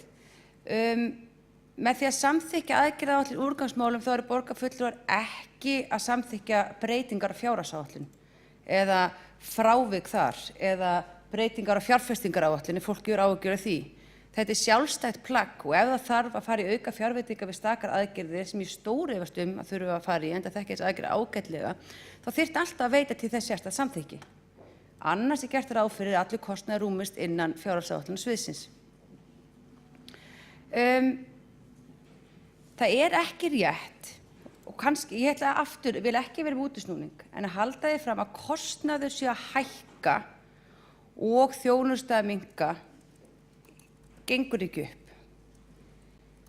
Við getum rauninni haldið fram því að, hvað sem kostnaðurinn að breytast. Það að segja, kostnaður við gráa tunnu minnkar, en það líka því við erum að breyta gráu tunnunni, við erum að hirða hana sjaldnar. Ef við myndum segja að ef til dæmis gráa tunnan væri að hækka verulega og við varum að hirða hana sjaldnar, þá var það rétt, en það sem hún að lækka á móti, þá eiginlega ekki rétt að halda því fram. Það sem gaman, og ef við tökum dæmi, raunverulegt dæmi það, ef þú varst með eina gráa tunnu árið 2015, þá getur þú fyrir nokkurn veginn sama pening fengið hálfa gráa tunnu, eina bláa tunnu og eina græna tunnu og verið að borga sama verð. Þetta grunnstefið kannski í þessum breytingum á kostnaðaráætlunum. Ég ánægð að fólk sé að koma inn með mismunandi dæmi, að það alveg satt, við erum mismunandi. Við erum kallar, konur og börn, fötluð, ung og gömul og sumir eru með stóra fjölskyldur, aðrir eru með pínlitla fjölskyldur, sumir eru ríkir og búa einir í stórum húsum, aðrir eru með hellinga fólkin í pínlitlum íbúðum og þess vegna höfum við í Reykjavík valið að hafa þannig að þú ráðir því sjálfur hvað þú vilt hafa marga tunnur, hvernig tunnur og hvað henta þér. Leiðin í mörgum sveitarfélögum að velja einfaldlega tunnuna fyrir fólk út frá meðalfjölda stærð íbúða og taka þó ekki tillit til í ákvaða æviskeiði við erum. Þannig við þurfum endilega að koma þeim skilaboðum sem víðast að þegar við fáum símtalið þar sem að fólk upplifir það að sú þjónusta sem það með hendi þeim ekki, þá verða allir að vita að þeir velja þessa þjónustu sjálfur. Það líka mjög erfitt að draga ályktanir út frá því hvort að þjónustans yfir höfuð góð eða vond út frá því hvernig þjónustan sem einhver valdi sér sjálfur hendar honum. Ef ég myndi hringja og segja upp öllum tunnunum mínum, fá mér bara eina spartunni fyrir allt húsið, þá myndi það ekki henda húsin okkar. Það myndi vera full sorpgeymsla. Það myndi segja meir það að ég væri búin að velja mér að vera með of fáar tunnur, að sorpgeymsla mín væri alltaf full, heldur en það að sorphirðan í Reykjavík væri ómöguleg.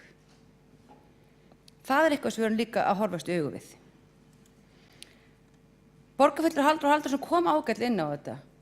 Misstórar fjölskyldur og við verðum að geta aðlagað okkur, við verðum að taka mark á þeim dæmum sem koma. Og það svona ítrekaðu. Pössum að segja fólki og kynna fólki að það velji sér þjónustuna sjálft.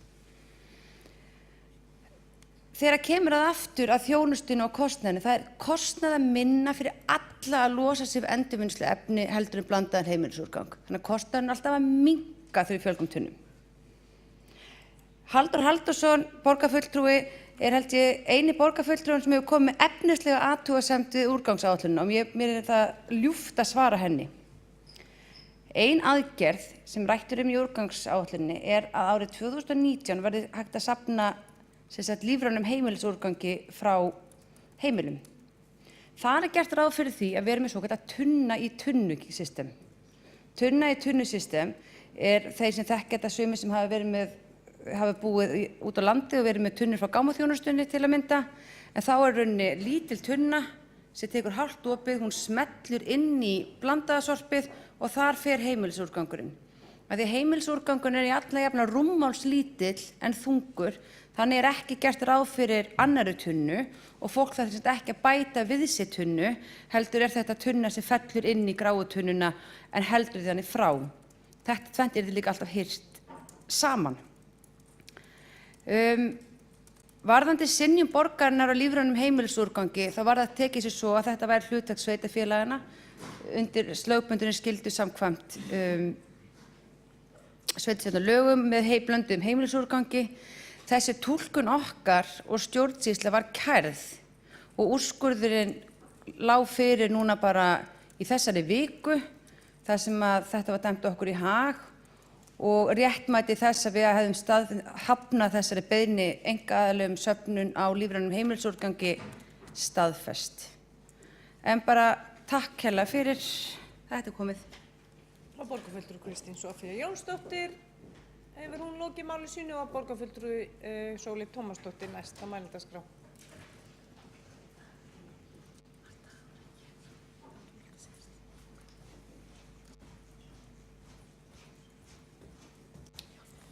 Forseti, góðir borgarfulltrúar, ég get nú eiginlega ekki orða bundist, hafði ekkert endilega ætlað að tala hér í þessu máli vegna þess að ég gerði í alvörunni ráð fyrir því að hér yrði svona nokkuð þverpólitísk sátt þær mikilvægu aðgerðir sem að hér er verið að kynna og þá mikilvægu áætlun sem að hér hefur verið gerð. Að við bara byrjum aðeins á því að þá er þetta aðgerðaráætlun sem hefur verið kynnt allavega tvisvar sinnum í umhverfis- og skipulagsráði.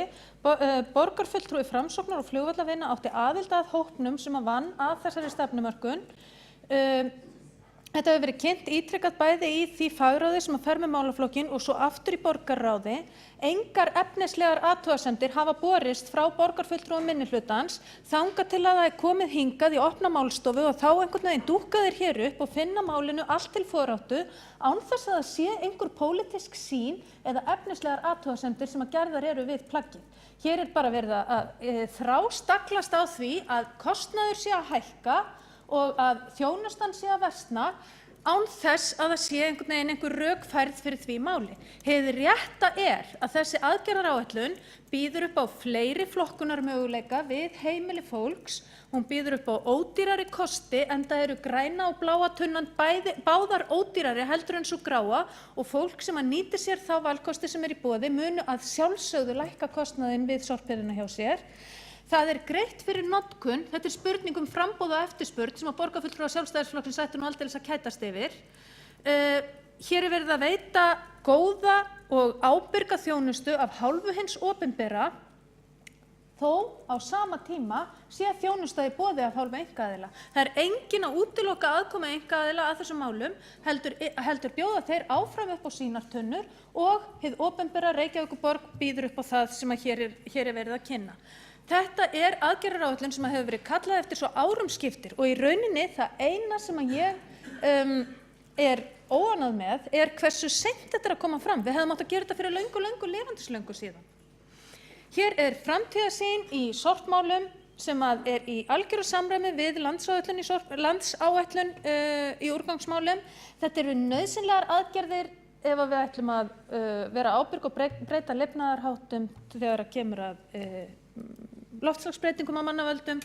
Þetta á allt að stuðla að því að borgarbúar geti og þetta á að auðvelda borgarbúum að stunda vistvænni lifnaðarhætti með minni sóun, með meiri flokkun, með meiri endurnýtingu og með meiri endurvinnslu.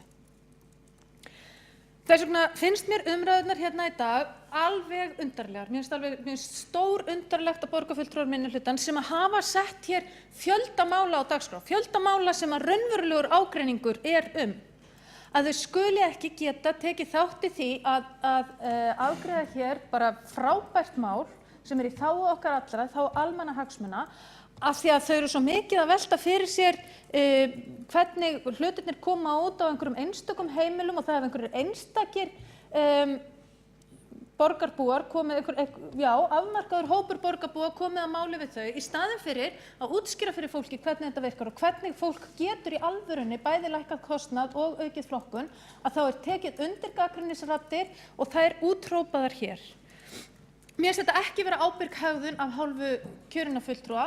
Nær væri að tala eins og borgarfulltrúi Magnús Már Guðmundsson hefur stundum talað pólitískan subbuskap og það ekkert úr vegi að nota þetta orðalag hér þegar við tölum sorpflokkun.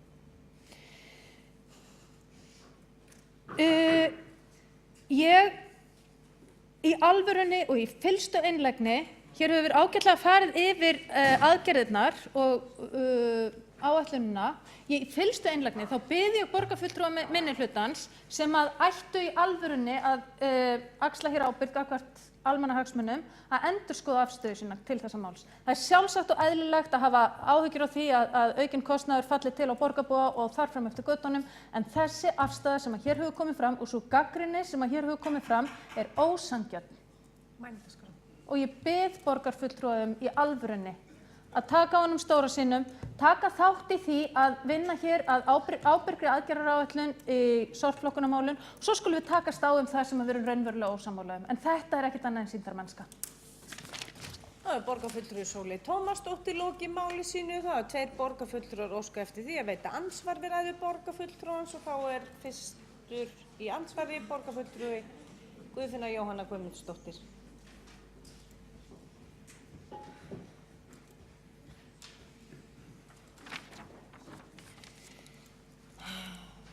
Forseti, borgarfulltrúar, það leiðilegt að borgarfulltrúi Sóley Tómasdóttir sé svona ofboðslega sár út í okkur í minnihlutanum, að við séum hvað ósanngjörn og ég veit ekki hvað pólitískur subbuskapur, ekki ábyrg hegðun og svo framvegis. Ábyrg hegðun, ég held að meiri hlutin ætti að skoða einhvern tímann ábyrga hegðun sem byrjar alltaf við öfugum enda eins og það hef ekki þurft að skoða hver kostnaðurinn það verið að fara að binda hérna borgina nokkur ár fram í tíman og það grundvallaratriði að það sé skoða hver kostnaðurinn Það var byrjað á þessari vinnu árinu 2013 á síðasta kjörtímabili. Þó svo að minnihlutinn hafi verið með fulltrúa tímabundið í þessum hópi, það að segja á þessu kjörtímabili borgarfulltrúa sem hefur verið í leyfi frá störfum að minnstakosti síðustu 3 mánuðina. Mér bara nokkuð sama hvað borgarfulltrúa Sóleyju Tómasdóttur finnst okkur. Hún verður bara að fá að vera sár yfir því að við séum ekki tilbúin til þess að samþykkja áætlun sem kostnaður liggur ekki fyrir. Og það ítrekað verið að benda á það aftur og aftur og aftur hér á borgarstjórnarfundum að meiri hlutanum fyrirmunað. Algjörlega fyrirmunað að byrja á byrjuninni í einhverju. Það borgarfulltrúi Guðfinna Jóhanna Guðmundsdóttir lokið við það að veita andsvar. Það svarar andsvari borgarfulltrúi Sóley Tómasdóttir. Forseti, góðir borgarfulltrúar, eftir því sem ég kemst næst að þá lá engin efnislegur ágreiningur fyrir í þeim hópi sem að koma að gerð áætlunarinnar. Ég veit ekki betur en að hópurinn hafi lokið við gerð áætlunarinnar áður en Sveinbjörg Birna Sveinbjörnsdóttir borgarfulltrúi fór í fæðingarorlof og það hafi ríkt full sátt innan hópsins það sem efnislega liggur hér fyrir. En mér langar til þess að biðja borgarfulltrúa Guðfinnu Jóhannu Guðmundsdóttur að árétta aðeins hvað það Ekki bara tala hér einhvern veginn í frösum, heldur segja bara efnislega hvað það sem að borgarfulltrúinn ósáttur við og hvað það sem að Framsókn og flugvallavinir geta ekki sætt sig við í þessari áætlun. Það borgarfulltrúi Sóley Tómasdóttir lokið við að svara andsvari. Það veitir andsvar öðru sinni borgarfulltrúi Guðfinna Jóhanna Guðmundsdóttir. Forseti, borgarfulltrúar, ég veit ekki hversu oft ég búin að svara þessu hér í dag. Ástæðan einfaldlega sú, það liggur ekki fyrir hvað þetta mun kosta Reykjavíkurborg né borgarbúa nema upplýsingar sem að borgarfulltrúi Sigurður Björn Blöndal hefur sagt að það eigi sorphirða eigi að standa undir sér. Það eru bara ekkert fullnægjandi svör að mínu mati. Þannig að það er alveg sama hversu oft borgarfulltrúi Sóley Tómasdóttir reynir að fá eitthvað annað út úr mér. Þetta er ástæðan fyrir því að ég ætla ekki að samþykkja þessa aðgerðaáætlun af því að það liggur engin kostnaðaráætlun fyrir. Það er borgarfulltrúi Guðfinna Jóhanna Guðmundsdóttir lokið við það að veita andsvar öðru sinni, þá svarar andsvari öðru sinni borgarfulltrúi Sóley Tómasdóttir. Forseti, góðir borgarfulltrúar, er það þá þannig að ef að aukinn kostnaður myndi falla til vegna þessarar áætlunar, væru þá borgarfulltrúar Framsóknar og Flugvallavinna ekki tilbúnir til þess að stuðla að aukinni flokkun, aukinni endurvinnslu og aukinni endurnýtingu? Eru borgarfulltrúar Framsóknar og Flugvallavinna ekki tilbúnir til þess að leggja aukna fjármuni í þetta mikilvæga verkefni? Þá hefur borgarfulltrúi Sóley Tómasdóttir lokið við það að svara andsvari öðru sinni. Andsvörum, þú ert búið með þín andsvör og það er fleiri sem er að bíða eftir að komast í andsvör, þannig að því miður ekki að gefa leyfi á stutta athugasemd.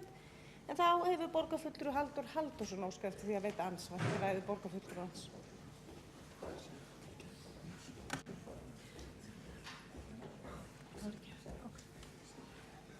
Já, forseti og góðir borgarfulltrúar.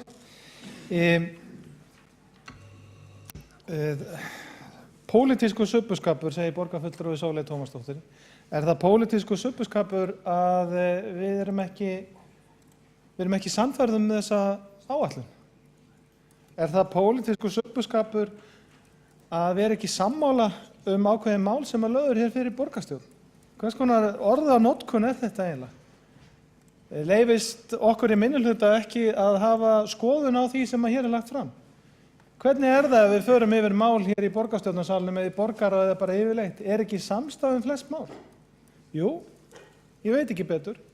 Þannig er það nú bara almennt. En ef við leyfum okkur það að hafa einhverju efasemdir, spurningar, taka dæmi eða slíkt, þá er það orðinn pólitískur subbuskapur. Ég bara frábið mér svona orðanotkun varðandi það að hafa efasemdir þessa aðgerðaráætlun. Efasemdir sem við höfum lýst hér. Sem að munu víst ekki ríma nógu vel við kapitalískt viðhorf Sjálfstæðisflokksins. Ég segi það bara að það sé verið að breyta hér sorpflokkun og auka flokkunarmöguleika er gott, svo ég ítrykki það. Þetta snýst ekki það. Þetta snýst eins og borgarfulltrúi Guðfinna Jóhanna Guðmundsdóttir sagði hér áðan, þetta snýst kostnað, þetta snýst oflítinn fyrirsjáanleika, þetta snýst það að aðgerðaráætlun er bara aðgerðaráætlun út af fyrir sig. En við vitum ekkert hvað mun kosta hvorki borgina né borgarbúa. Það er ástæðan fyrir því að við höfum hér ákveðnar efasemdir og það er ekki pólitískur subbuskapur. Þá er borgarfulltrúi Halldór Halldórsson lokið að veita andsvar. Þá svarar andsvari borgarfulltrúi Sóley Tómasdóttir. Forseti, góðir borgarfulltrúar, ég ítrykka að mér finnst undarlegt að borgarfulltrúar minnihlutans, hvort heldur sem er Framsóknar og Flugvallavinna eða Sjálfstæðisflokks, sé ekki tilbúnir að leggja í einhvern kostnað vegna þess að við þurfum að flokka meira. Ef borgarfulltrúarnir halda því í alvörunni fram að við eigum að halda áfram að urða hér plast og alls konar óþverra sem að eðlilegra væri að flokka frá, þá gerum við það og við greiðum það sem að það kostar. Umhverfismál eru þess eðlis að við verðum bara að taka þann kostnað sem af hlýst. Hitt varðandi pólitískan subbuskap. Það er engin subbuskapur fólginn í því að vera ósammála hlutina. En það jaðrar við, og mér er skapi næst að nota þetta hugtak, yfir vinnubrögð borgarfulltrúa Sjálfstæðisflokksins sem að hafa í fjórgang fengið kynningu á þessari aðgerðaráætlun, aldrei gert efnislegar athugasemdir við hana, aldrei komið með neinar breytingartillögur og aldrei lagt neitt til málanna, annað en að tromma hér upp í opinni málstofu og finna þessu allt til foráttu. Það er pólitískur subbuskapur. Nær væri að borgarfulltrúar Sjálfstæðisflokksins sýndu myndugleik og tækju þátt í að vinna að hagsmunum borgarbúa. Það hafa þeir ekki gert í þessu máli. Það er borgarfulltrúi Sóley Tómasdóttir lokið að veita andsvar. Þá veitir andsvar öðru sinni borgarfulltrúi Halldór Halldórsson. Já, forseti og góðir borgarfulltrúar. Enn og aftur útúrsnúningur umræðinni. Borgarfulltrúi Sóley Tómasdóttir heldur því hér fram að við viljum frekar urða plast og það allt saman. Það er nákvæmlega það sem við höfum tiltekið hér, að við viljum ekki og við styðjum þann þáttinn að það sé verið hægt að auka sorpflokkun. Og verðmæti sem að geta verið fólgin í ruslinu, að þau auðvitað eiga að stuðla að því að kostnaðurinn aukist ekki, heldur jafnvel minnki. Og það nú hluti af þessu kapitalíska viðhorfi sem að var verið að óska eftir hér áðan. Við erum bara einfaldlega ekki sannfærð þessa áætlun. Og það bara algjörlega leyfilegt. Ég ætla ekki að hafa það fleiri orð, en ég frábið mér þessa orðnotkun sem að borgarfulltrúi Sóley Tómasdóttir viðhafði hér, að við værum með því að sýna á okkur einhvern pólitískan subbuskap. Við erum bara einfaldlega að hugsa hagsmuni borgarinnar, hagsmuni borgarbúa og kostnað þeirra við þetta. Það það sem við erum að segja. Það borgarfulltrúi Halldór Halldórsson lokið við það að veita andsvar öðru sinni og svarar andsvar öðru sinni borgarfulltrúi Sóley Tómasdóttir. Já, forseti, góðir borgarfulltrúar, það vill svo til, ég veit ekki hvort að borgarfulltrúin hefur bara einfaldlega ekki lesið áætlunina eða kynnt sér það sem að hér í boði, en það einmitt verið að lækka kostnað með þessari auknu flokkun. Það akkúrat það sem borgarfulltrúin var að kalla eftir sem að verið að gera hér. Og ég ætla bara að ítreka það að blá tunna kostar 8.500 krónur á ári, græn tunna kostar 8.400 krónur á ári, en grá tunna kostar 21.300 krónur á ári. Með því að auka flokkun erum við að spara pening bæði borginni og borgarbúum. Þetta algjörlega borðleggjandi, þetta stendur bæði á internetinu og í gögnunum sem að borgarfulltrúarnir hafa hér og það ekkert annað sem verið að kynna hér. Þannig að þessar athugasemdir sem að borgarfulltrúin kemur með hér eru bara mega sín lítils. Það í alvörunni verið að kynna hér til leiks verkefni sem að ódýrara, hagkvæmara og umhverfisvænna heldur en þau vinnubrögð sem við höfum viðhaft fram til þessa og borgarfulltrúar Sjálfstæðisflokks og Framsóknar og flugvallarvina ættu að skilja það. Þá borgarfulltrúi Sóley Tómasdóttir lokið við það að svara andsvari öðru sinni. Þá andsvörin lokið. Borgarfulltrúi Áslaug Friðriksdóttir óskar þú eftir að fara á mælendaskrá. Gjörðu svo vel. Þá næstur á mælendaskrá borgarfulltrúin Kjartan Magnússon.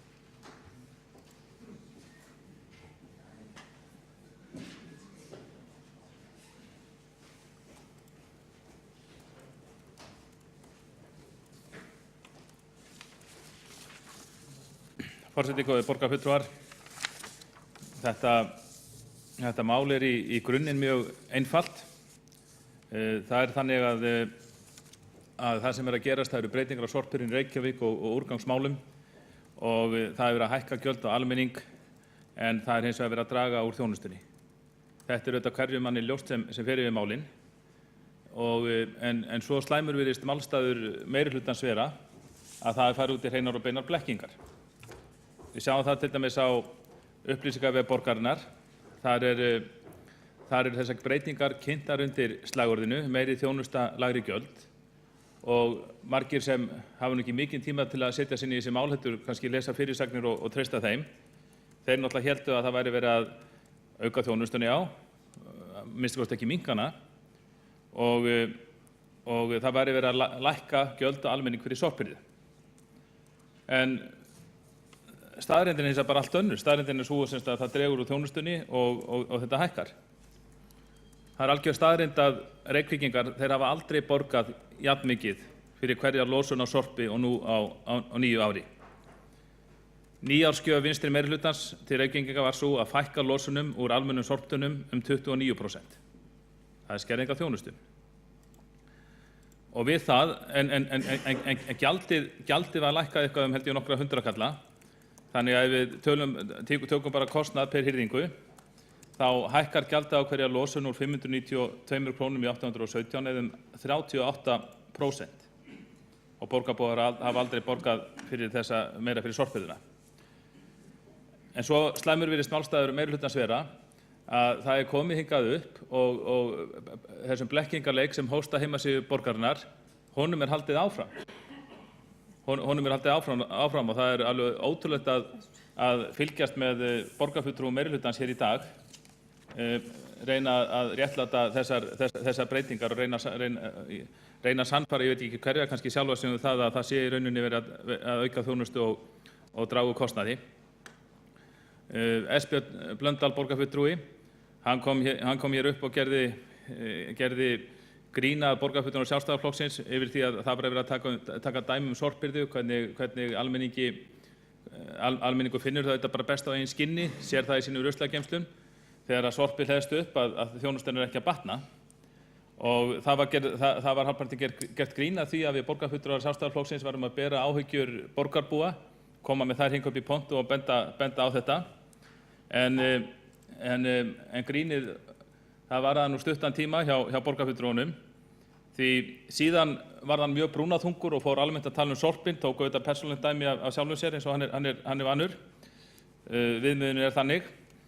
Og síðan, en svo var hann mjög brúnaþungur, fór að tala það að fór að taka dæmi sem Júlíus Vífill Ingvason borgarfulltrúi tók, og fór síðan mjög brúnaþungur að tala það að neyslan á þessu heimili væri óeðlilega mikil. Þarna var greinilega verið að neyta gífurlegs magns og fjárráð mikil á þessu heimili. Hafði miklar áhyggjur af þessu. Og hvert erum við komin borgarfulltrúar góðir þegar það fer að tala mál með þessum hætti, að borgarfulltrúar eru farnir að fella upp dóm heimilishald í ákveðnum húsum, segja að neysla þarna sé óeðlilega mikil og svo framvegis. En útgangspunkturinn hans í þessu borgarfulltrúans var þó svo að sorpbyrðan skyldi standa undir sér, og það held ég að hún gerir svo sannarlega, og auðvitað þurfum að gæta þess að hún standi undir sér. En við verðum líka, borgarfulltrúar góðir, að hafa hugmyndaflug til þess að sjá þetta út frá neytandanum sjálfum. Mér finnst umræðan hér í dag mjög mikið hafa snúist það hvernig það þarf að skoða þessi mál út frá sjónarhóli borgarinnar, frá sjónarhóli stefnu sorpflokkun. En það er eins og borgarfulltrúi meirihlutans virðist algjörlega vera fyrirmunni að horfa á þetta frá sjónarhóli neytandans. Neytandans sem í rauninni getur ekki komið sér með góðu móti undan þessum kostnaði. Það eru allir skyldur auðvitað til að vera með sorpmálum með ákveðnum hætti, og það er þannig nú að langflestir eru með þessa þjónustu hjá borginni. Það er erfitt að koma sér undan þessum kostnaði svo nokkru nemi. En þá eigum við fyrst og fremst að horfa á málin frá sjónarhóli neytandans, auðvitað að tryggja það að það sé hægt að flokka fyrir þá sem vilji það. En það segir sig sjálft að þegar hækkunin er svona mikil, við erum að tala um 38% hækkun, að þá er eitthvað mikið að. Og það verður líka að halda því til skila að fólk er orðið kólringlað í þessum sorpmálum. Fyrir nokkrum árum þá auglýsti borgin og hvatti borgarbúa til þess að fækka hjá sér tunnum. Þeir sem voru með 2 tunnur, þeir voru hvattir til þess að fara niður í 1 tunnu. Sumir fóru út í framkvæmd við hús sín til þess að geta verið með færri tunnur. Síðan líða nokkur ár og þá er fólk hvatt til þess að fjölga tunnum. Þannig að fólk er orðið svolítið ruglað í þessu. Nú, og í fyrra þá var boðorð þess árs að þá var fólk hvatt til að fá sér bláa tunnu, og hún var höfð á viðráðanlegu verði, og þessu var stilt upp þannig að þeir sem voru með 2 gráar tunnur, þeir spurðu stór fé á því í rauninni að losa sig við aðra gráu tunnuna og fá sér bláa tunnu í staðinn. En hvað gerist nú á að losa hann á 21 dags fresti í stað 20 daga áður, og gjaldið fyrir þessa þjónustu, fólk á hvatti sig fyrra eða fengið til þess með verðtilboði til að taka tunnuna, það hækkar 27%, fer úr 6.700 krónum í 8.500 krónur. Þannig að við sjáum það hefur aldrei verið jafn mikið umstangi kringum sorpbyrðina hjá fólki. Rýmið sem fer undir sorptunnur í borginni hefur aldrei verið meira. Nú, og maður þá kannski mest hissa á borgarfulltrúa Sólveigu Tómasdóttur þegar hún kom hér upp og talaði af mikilli vandlætingu niður til okkar í minnihlutanum eins og hennar er vani. Og það er svo sem er erfitt að svara öllu sem hún sagði, en maður staldraði við ákveðið orðalag hjá henni til dæmis og beina rangfærslur þegar hún talaði um það að engar efnislegar athugasemdir hefðu borist áður frá minnihlutanum út af þessum málum. þá vil ég nú segja við Sóleyju sem reyndar ekki, Sóleyju Tómasdóttur borgarfulltrúa sem reyndar nú ekki í salnum, nei, afsakið, hún í salnum, ekki sínu venjulega sæti, að þetta eru hreinar og beina rangfærslur. Sorpmál, þau hafa verið hér til umræðu í borgarkerfinu, hinum ýmsu nefndum og ráðum og svo hér í borgarstjórn árum saman. Þau hafa verið svona frekar, þetta var nú einu sinni málaflokkur sem helst var ekki tekin upp í borgarstjórn, það var svo mikil sátt hann í borginni, kom frekar sjaldan til umræðu, það hefur nú gerst oftar á undanförnum árum. Ég hef að minnsta kosti notað þau tækifæri til þess að láta í mér heyra varðandi þessi mál þegar þessi mál hafa verið til umræðu í borgarstjórn, einnig í borgarráði og ég er bara undrandi á því að borgarfulltrúinn skuli fullyrða þetta, sitjandi aðalmaður í borgarráði, og það er svona, það fær mann til þess að velta fyrir sér hvort að það sé yfirleitt hlustað á fulltrúa minnihlutans í borgarráði, hvort að fólk sé svo, hvort það geti verið að einhverjir borgarráðsmenn séu svo uppteknir í sínum tölvum á Facebook eða eitthvað staðar að þeir gefi sér hreinlega ekki tíma til að hlusta á fulltrúa minnihlutans, þeir sem eru í meirihluta hverju sinni, vegna þess að svo mikið mann ég veit að ég man alveg að þessi, þó ég sé núna varamann í borgarráði, þessi mál hafa komið upp þar og þau hafa verið rædd þar. Þess vegna mér finnst það mjög svona ódrengilegt og ómaglegt af borgarfulltrúanum að bera það hér á aðra borgarfulltrúa að þeir hafi ekki komið með efnislegar athugasemdir í sorpmálum og úrgangsmálum á undanförnum árum. Þessi mál hafa margoft verið rædd. Svo er þetta misjafnt hvaða tækifæri menn hafa til þess að ræða þessi mál. Ég sit til dæmis ekki í umhverfis- og skipulagsráði núna, þó ég hef gert það áður. Þannig að eðli málsins samkvæmt það eru bara sumir borgarfulltrúar sem sitja þar. Flestir borgarfulltrúar sitja ekki, þannig að þeir hafa kannski færri tækifæri til þess að ræða þessi mál heldur en hinir sem sitja í umhverfis- og skipulagsráði eða þessum starfshópum sem taka þessi mál hverju sinni. En svo mikið veit ég að þessi mál hafa þau oft borið á góma í borgarráði og þar höfum við sjálfstæðismenn ekki látið okkar eftir liggja. Svo er það líka umhugsunarefni þegar mál fara í starfshópa. Ég held að menn ég taldi mig merkja svona ræðu borgarfulltrúans að hún var gífurlega ósátt við það að hér væru málin rædd á gagnrýninn hátt í borgarstjórn vegna þess að máli hefði farið í einhvern starfshóp. Og borgarfulltrúar góðir, það sé skipaður starfshópur einstök mál og einhverjir einstakir borgarfulltrúar einn eða tveir frá meirihlutanum setjist þar. Það þýðir auðvitað ekki það að menn séu búnir að vangstífa sig og séu með einhverja skuldbindingu það að þeir séu ekki með gagnrýninn málflutning þegar málin koma síðan hingað inn í borgarráð og borgarstjórn. Við borgarfulltrúar höfum auðvitað fulla heimild til þess, en mér finnst hins vegar eins og á síðustu árum það hafi gætt sérstaklega hérna hjá borgarfulltrúum Samfylkingar og Vinstri grænna ákveðinnar svona óþolinmæði og skilningsleysis á hlutverki starfshópa annars vegar og borgarstjórnar og borgarráðs hins vegar að það hefur komið fyrir trekk í trekk að vegna þess að menn hafa þegið boðum að fara í starfshóp og að þegar þeir síðan koma fram með sínar athugasemdir og mótmæli við ákveðnum málum þá er reynt að nota það gegn þeim að þeir hafi setið í viðkomandi starfshópi. Það er reynt að nota það gegn þeim og þeim er jafnir brigslega óheiðarleika vegna þess að þeir hafi ekki notað starfshópinn til þess að mótmæla. Sko, þetta nær auðvitað ekki nokkur átt. Kannski grófasta dæmið þetta eru skólamálin hér á síðasta kjörtímabili þegar við sjálfstæðismenn tilnefndum fulltrúa í starfshóp sem kom fram ýmsar athugasemdir í þeim starfshópi. Síðan skilaði þessi starfshópur af sér og leið og hann skilaði af sér þá lögðum við sjálfstæðismenn fram mikil varnaðarorð vinnulagið sem okkur sýndist menn alltaf viðhafa við breytingar á skólamálum sem þá var gert og þá óskuðum við strax eftir þegar það samráður ítarlega við komum með ákveðna gagnrýni þar bara leið og starfshópurinn lauk störfum en þurftum síðan að sitja undir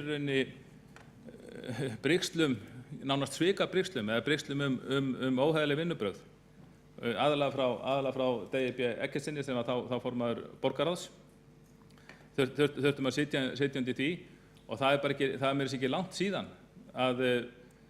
ekki langt síðan að þessi borgarfulltrúi á opinberu vettvangi sakaði Sjálfstæðisflokkinn um óheiðarleg vinnubrögð vegna þess að Sjálfstæðisflokkurinn hefði tilnefnt fulltrúa í vinnuhópinn en hefði síðan leyft sér að gagnrýna þær breytingar sem lagðar fram. Og ég held að þetta var nú bara einsdæmi, þarna var staðið náttúrulega virkilega með grófum hætti að málum. En mér heyrist svona að ég vona að þetta ekki verið eitthvað lenska hér, að menn séu sakaðir það vegna þess að einhverjir borgarfulltrúar sátu í vinnuhópi, þá hafi þeir séu þeir að fyrirgera rétti sínum til þess að koma fram með gagnrýni síðar í ferlinu, tala ekki þegar að kemur að sjálfri samþykktinni sem er hér í dag. Ég minnst kosti frábæð með slík vinnubrögð og biður mig að endurskoða þau. Nú, svo líka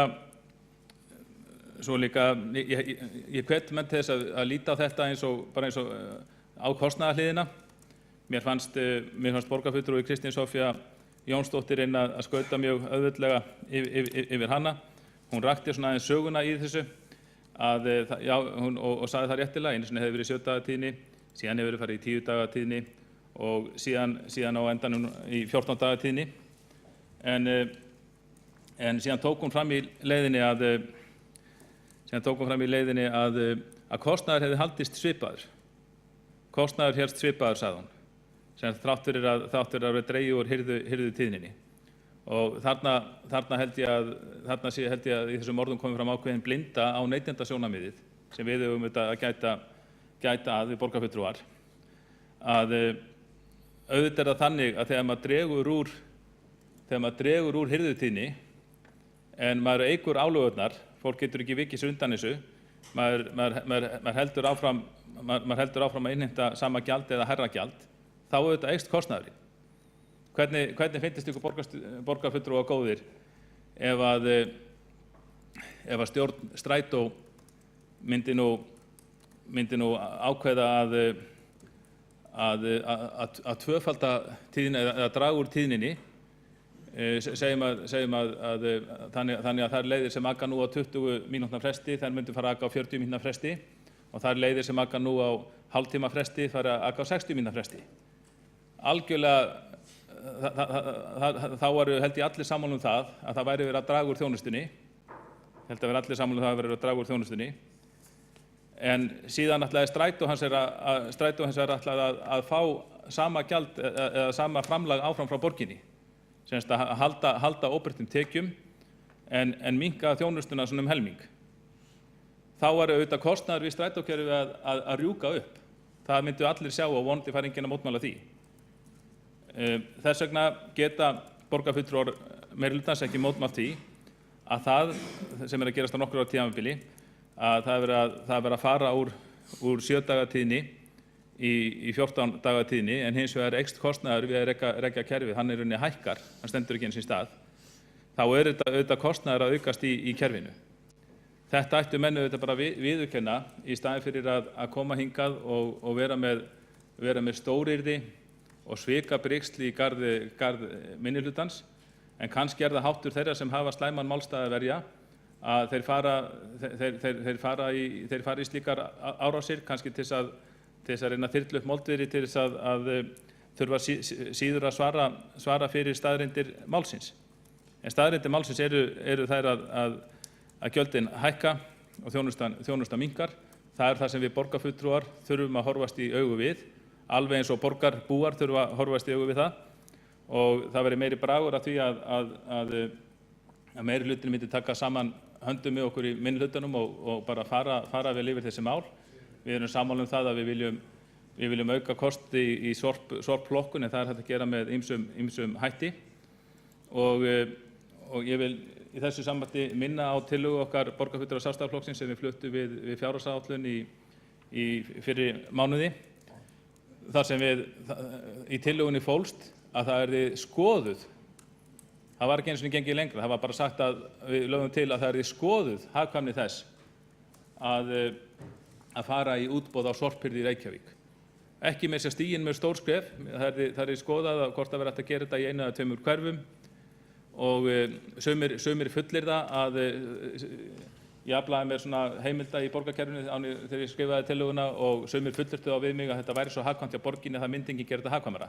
Og þá hugsaði ég frábært, við erum búin að finna upp alveg frábært módel vegna þess að við erum eina sveitarfélag á Íslandi sem býður ekki út sorpið og flest sveitarfélag á Vesturlöndum þau bjóða sorpirinn hjá sér. Þá erum við bara búin að finna eitthvað alveg gullvægt módel í opinberri rekstri sem við þurfum sennilega þá að kenna öðrum.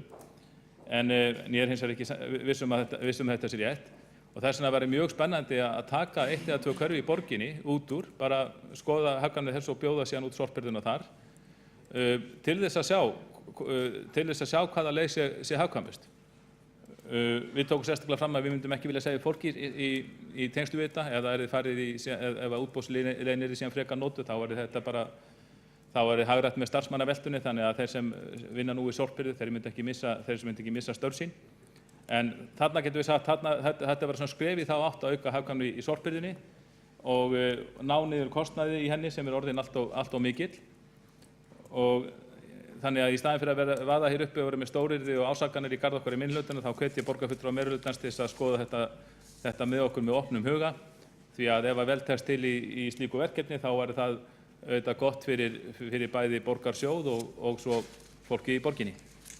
Það er borgarfulltrúi Kjartan Magnússon lokið máli sínu. Þá er nokkri borgarfulltrúar óska eftir því að veita andsvar við ræðu borgarfulltrúans og þá er fyrstur í andsvörum borgarfulltrúi Sóley Tómasdóttir.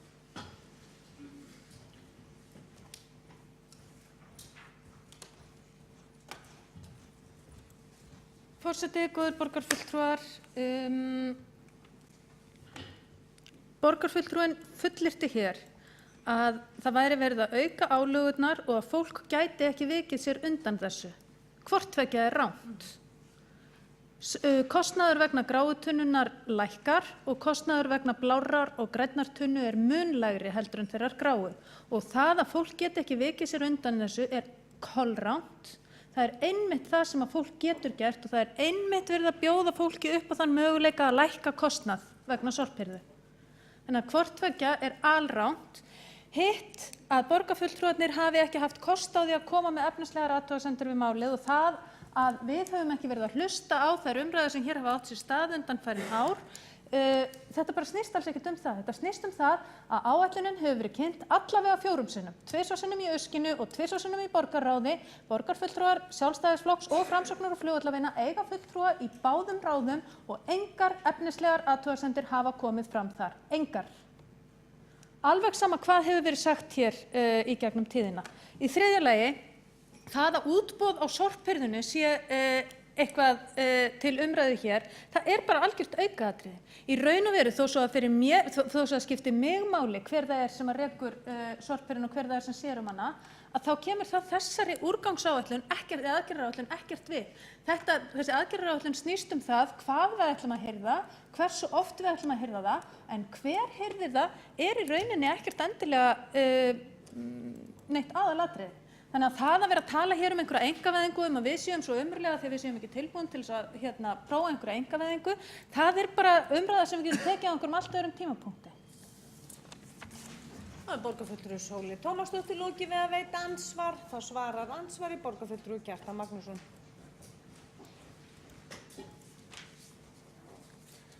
Forseti, góðir borgarfulltrúar, flest af því sem Sóley Tómasdóttir borgarfulltrúi sagði hér er rangt. Auðvitað er verið að auka álögur, það sér það auðvitað hver maður.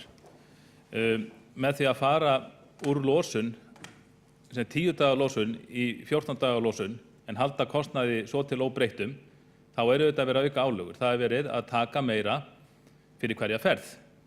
Við mælum þessa þjónustu, almenningur mælir þessa þjónustu auðvitað í ferðum og þegar það er verið að skerða þjónustuna 29%.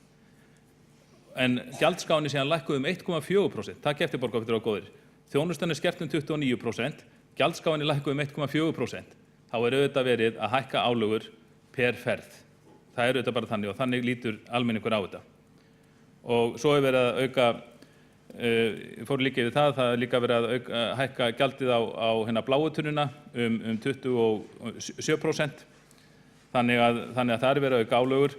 og nei, fólk getur ekki vikið sér undan þessu.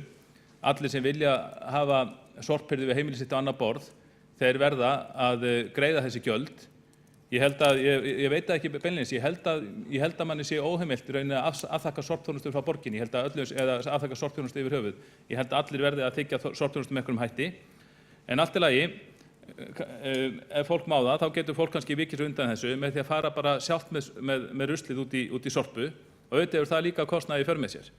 Er borgarfulltrúi Sóley Tómasdóttir virkilega að mælast til þess að fólk bara afþakki tunnurnar frá borginni og aki sjálft með sorpu út í sorpu, eða þess að hún lét einhvers staðar hafa eftir sér að þetta veri bara heilsubótar ganga fyrir fólkið að ganga með sorpið út í næstu endurvinnslustöð. Og að lokum, það að áætlunin hafi verið kynnt 4 sinnum eða 2 sinnum í borgarráði og 2 sinnum í umhverfis- og samgönguráði, þá vil ég bara enn minna á það að það ekki allir borgarfulltrúar sem eiga sæti í þessum ágætu ráðum. Þá er borgarfulltrúi Kjartan Magnússon lokið við það að svara andsvari. Þá veitir andsvar öðru sinni borgarfulltrúi Sóley Tómasdóttir. Já, forseti, góðir borgarfulltrúar, borgarbúar geta komist upp með alveg sama hvernig húsið sem að þú býrð í, alveg sama hversu margar íbúðir í húsinu, þá er þetta að komast upp með það að vera með eina spartunnu sem kostar 11.800 krónur á ári. Meira þarf ekki fyrir utan svo endurvinnslustöðvargjald sem að mig minnir að sé 8.000 á ári, ég man ekki alveg hvað það var. Þetta er það sem að borgarbúar geta gert. Borgarbúum er frjálst að velja þá þjónustu sem þau kaupa af borginni og það er hægt að lækka kostnaðinn umtalsvert. Ég veit ekki einn einasta borgarbúa sem að hefur áður en áráður borgarfulltrúa Sjálfstæðisflokksins hófst mælt kostnaðinn við sorphirðu í fjölda ferða. Ég hef bara aldrei heyrt það. Fólk mælir auðvitað kostnaðinn við sorphirðu bara í mánaðarlegum eða meira að segja árlegum útgjöldum hjá sér og það eru þau sem að koma til með að lækka. Alveg sama hversu oft hirt það er möguleiki á því og langflestir munu borga minna fyrir sorphirðuna heldur en þeir hafa gert vegna þess að þeir taka inn græna tunnu og bláa tunnu og fækka svörtu tunnunum. Það að ég hafi talað heilsubótagöngur, já, ég hef gert það og ég er stolt af því.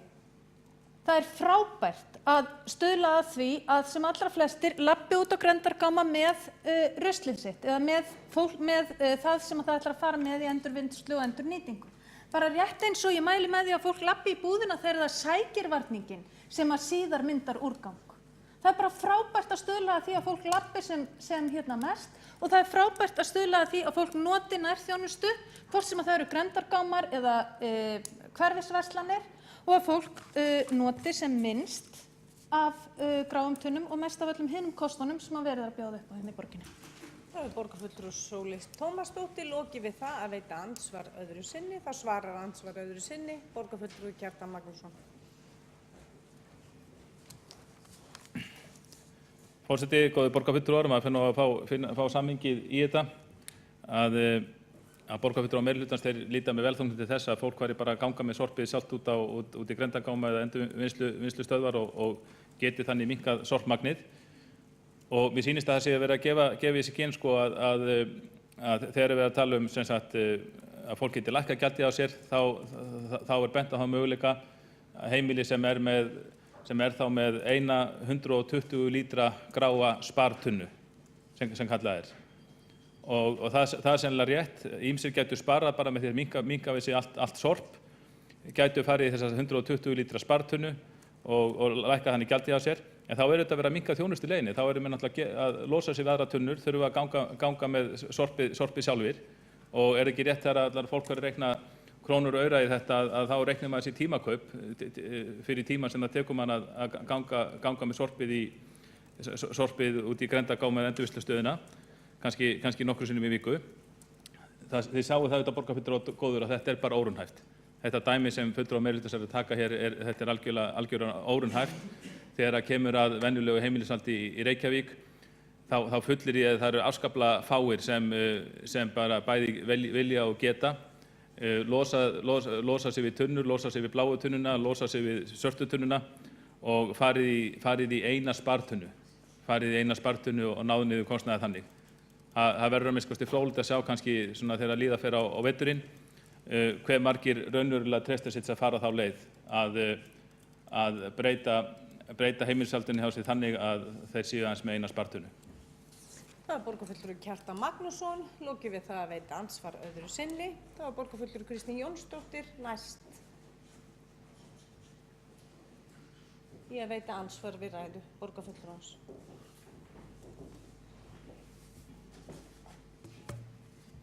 Takk, forseti, ágætu borgarfulltrúar. Ég ætla nú kannski ekkert að fara að höggva í allt sem kom fram í ræðu borgarfulltrúans Kjartan Magnússonar, en það var kannski 2 punktar sem ég langaði að koma inn á, af því ég er alveg sammála að þetta er flókið mál og hvað er hækkun og hvað er ekki hækkun og hvað er þjónustuskerðing og hvað ekki. Þetta er allt svolítið spurning túlkunaratriði að einhverju leyti. Og ég er ekki sammála borgarfulltrúan Kjartan Magnússon sinni að þetta sé allt augljóst. Ég held að við séum akkúrat að ræða eitthvað mál sem sé alls ekki öllum augljóst. Við sem búum á Íslandi erum svolítið vön því að búa í samfélagi það sem er verðbólga, það sem liggur launastigrið og það sem er gjöld hækka. Það sem við höfum verið að reyna að gera að fremsta megni þegar kemur að sorpinu er að hækka gjöldin eins lítið við getum. Við höfum til þess takmörku tól, við getum ekki ákveðið bara að láta þau standa í stað eða lækka þau og byrja niðurgreiða þau með útsvörinu. Gjöldin þurfa alltaf að halda í takt við kostnað. Og seinust árum þá höfum við fengið nokkrar skelli sem hafa skilað okkur í hærri sorphirðugjöldum sem er til að mynda þegar kostnaður við urðun jókst verulega en það voru afslættir sveitarfélagana dæmdir ólulegir. Laun starfsmanna í sorphirðu hafa líka hækkað verulega eins og lægstu laun.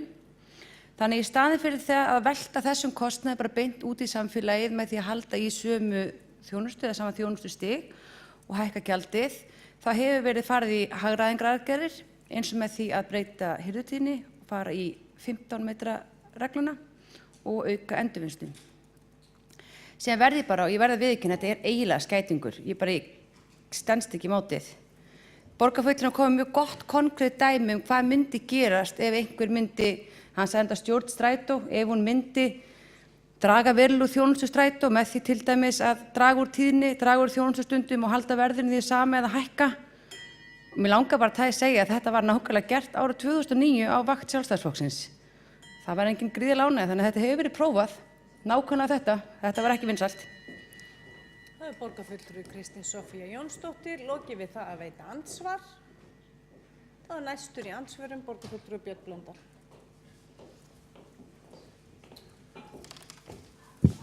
Já, forseti, ágætu borgarfulltrúar. Ég reikna mér ekki tímakaup í heimilisstörfum. Það er bara þannig. Ég reikna mér ekki tímakaup fyrir það að fara út með ruslið. Ég reikna mér ekki tímakaup fyrir það að fara á grenndarstöð með pappír eða plast. Og ég held að gera það bara eiginlega enginn. Enda væri það mjög sérkennileg aðferðafræði.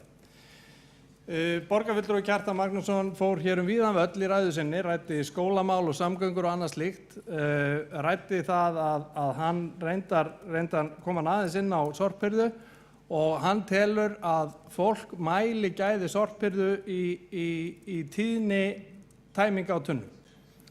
Og mér finnst það mjög sérkennileg svona nálgun á birgðahald að það sé einu mælanlegu gæðin. Það er engum til gagns að vera að sækja tómar tunnur sífellt. Það er bara þetta, eins og maður segir, meikar engan sens. Það var engin í raun og veru efnisleg athugasemd sem kom fram hér annað en að ef ég skil borgarfulltrúann rétt þá vill hann aukna tíðni alveg burt sér frá magni sorps við heimili, hann vill jafnaðargjald og hann vill útboð. Það er það sem ég heyrði í þessari ræðu borgarfulltrúans og eins og aðrir borgarfulltrúar minnihlutans sem hafa talað hér, þá hafði borgarfulltrúi Kjartan Magnússon engar efnislegar athugasemdir við þessa stefnu. En ef ég skil það rétt þá finnst honum að það eigi ekki að, ég veit það ekki, á ekki að greiða fyrir sorphirðu. Ég næ ekki málflutningum. Það er borgarfulltrúi Björn Blöndal, lokið við að veita andsvar. Þá svarar andsvari borgarfulltrúi Kjartan Magnússon.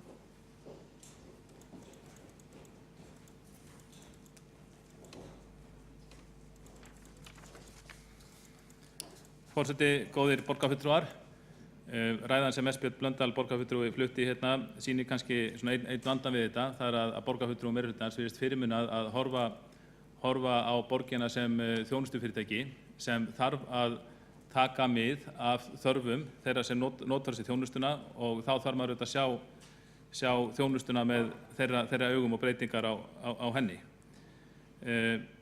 Það er alveg rétt að reikna sér kannski fæstir tímakaup varðandi í sínum heimilu störfum, en þetta er eitt sem þarf að taka mið af. Ef við erum, vegna þess að þjónustan að slappar hjá borginni, ef við erum þá að auka fyrirhöfn borgarbúa, margra borgarbúa kannski, samsvarandi eða meira, þá er það auðvitað eitthvað sem segir til sín. Og þó að við eða fáir reikni sér tímakaup í heimilu störfum, þá er ekkert að því að við áttum okkur á því þegar við gerum breytingar, til dæmis á leiðakerfi strætó eða á sorphirðu eða eitthvað öðru, að við reiknum okkur fyrirhöfn borgarna við þjónustu breytinguna. Það er minnst kosti borgarfulltrúar og meirihluta að taka fjálglega það þegar við tölum þéttingu byggðar sem eru þetta góða, hvað það muni geta haft í för með sér í tímasparnaði og þar af leiðandi beinum þjóðhagslegum ávinningi fyrir þá sem nota þjónustuna eða borgarbúa, og þá er ekkert ófínt að tala um það.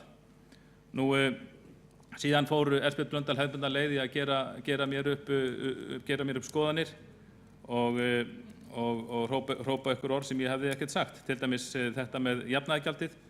Það er orð sem ég hef bara ekki notað í þessari umræðu, hvorki núni áður.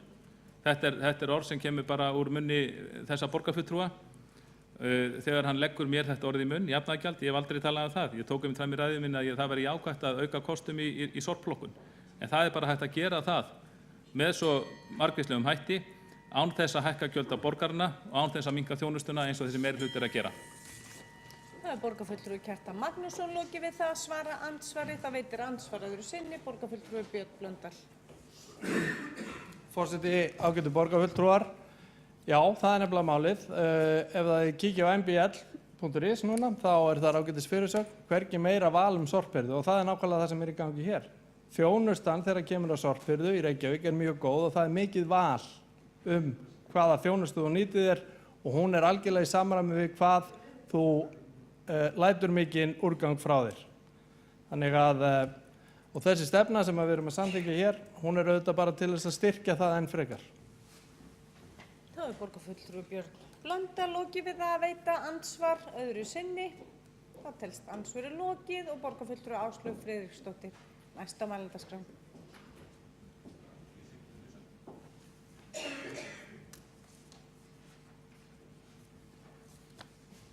Forseti borgarfulltrúar, mig langar aðeins að koma inn í þetta mál, ekki það að ég hafi undirbúið það að eiga hér eitthvað langa tölu, en ég get bara ekki sleppt í eftir allt það sem framan er á gengið. Vegna þess að í gær þá var lagður fyrir úrskurðarnefndar umhverfis- og auðlindamála fyrir í heilbrigðisnefnd nokkru þar sem ég á sæti. Og þar sem kemur fram, með leyfi forseta, að þar er í raun og veru verið að reifa mál kæranda sem er einkaaðili í Reykjavík sem sér sorphirðu og vill fá að gera meira en hann er að gera. Hann vill sækja lífrænan úrgang til fólks sem væri til að safna honum heima. En Reykjavíkurborg synjar honum þetta leyfi. Á þeirri forsendu einni saman að, eins og stendur hér, beint tilvísun í úrskurðinn, að það væri stefna Reykjavíkurborgar að söfnun blandaðs heimilisúrgangs væri á vegum borgarinnar. Þetta er ástæðan. Bara þetta atriði er algjörlega nógu efnismikið, vegna þess að það er ekkert farið í það í aðgerðaáætluninni hvernig þetta eigi að breytast, er algjörlega nógu mikið efni til þess að samþykkja ekki aðgerðaáætlunina. Svo í svari borgarfulltrúa Sigurði Bjarni Blöndal sem spurði hvernig við kapítalistarnir sæjum þetta mál. Við sjáum þetta mál þannig. Við sjáum þetta mál þannig að það að verða að hafa eina tunnu, verða að hafa hana og hafa ekki valum að taka bara jafnvel einkaaðila, það bara ekki nógu mikið val. Það bara ekki nógu mikið val. Og Reykjavíkurborg með ykkar stefnu að setja stein í götu þeirra sem vilja einmitt flokka meira. Framþróunin hefur ekki verið hröð í Reykjavík. Það ekki máltugerð, það ekki að vera að vinna með lífræna úrganginn. Við erum mjög aftarlega á merinni með að vera stærsta sveitarfélagið og ég tel þetta vera tilkomið vegna handónýtra stefnu. Þar sem við höfum ekki leyft þeim sem fremstir fara í borginni nákvæmlega í þessum málum sem eru nefnilega einkaaðilar sem draga vagnin. Þeir draga vagnin í þessum málum á hörmulegum markaði þar sem þeim hindraður aðgangur. Þeir þurfa að borga virðisaukaskatt á meðan Reykjavíkurborg þarf það ekki. Það fullt af atriðum sem ekki minnst orði á í þessari aðgerðaáætlun og þess vegna full ástæða til þess að hafna henni. Það borgarfulltrúi Áslaug Friðriksdóttir loki máli sínu og þú ert búin með andsvarðin ástin mín. Þá óskar borgarfulltrúi Björn Blöndal eftir því að gera stutta athugasemd. Forseti, ágætu borgarfulltrúar. Já, hér nú þó komin efnisleg athugasemd sem að gott og vel. Hins vegar þarna töluverður misskilningur í gangi. Þar að segja borgarfulltrúi Áslaug Friðriksdóttir segir að við leggjum stein í götu þeirra sem að vilja flokka meira. Það ekki rétt. Ég verð að fá nánari útskýringu á því hvernig það því að þú getur keypt þér alla þá þjónustu sem þú vilt af einkaaðilum. Svoleiðis það bara. En hins vegar almenna blandaða sorpið sem óflokkað, nota bene, það óflokkaða sorpið. Það sjáum við að hirða, en ef þú vilt meiri flokkun, þá standa þér allar dyr opnar. Það borgarfulltrúi Björn Blöndal loki við það að veita stutta athugasemd. Þá veitir borgarfulltrúi Áslaug Friðriksdóttir stutta athugasemd.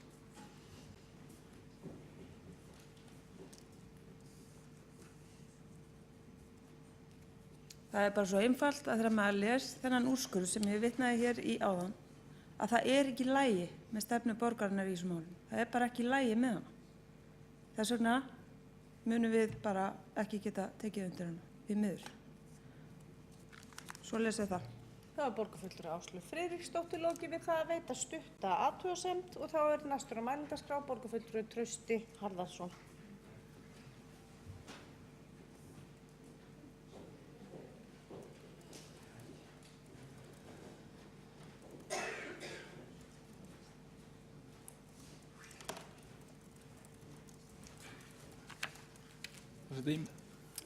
Borgarfulltrúar. Nú fyrsta ræða mín hér á ráðhúsinu og gríðarlega spenntur.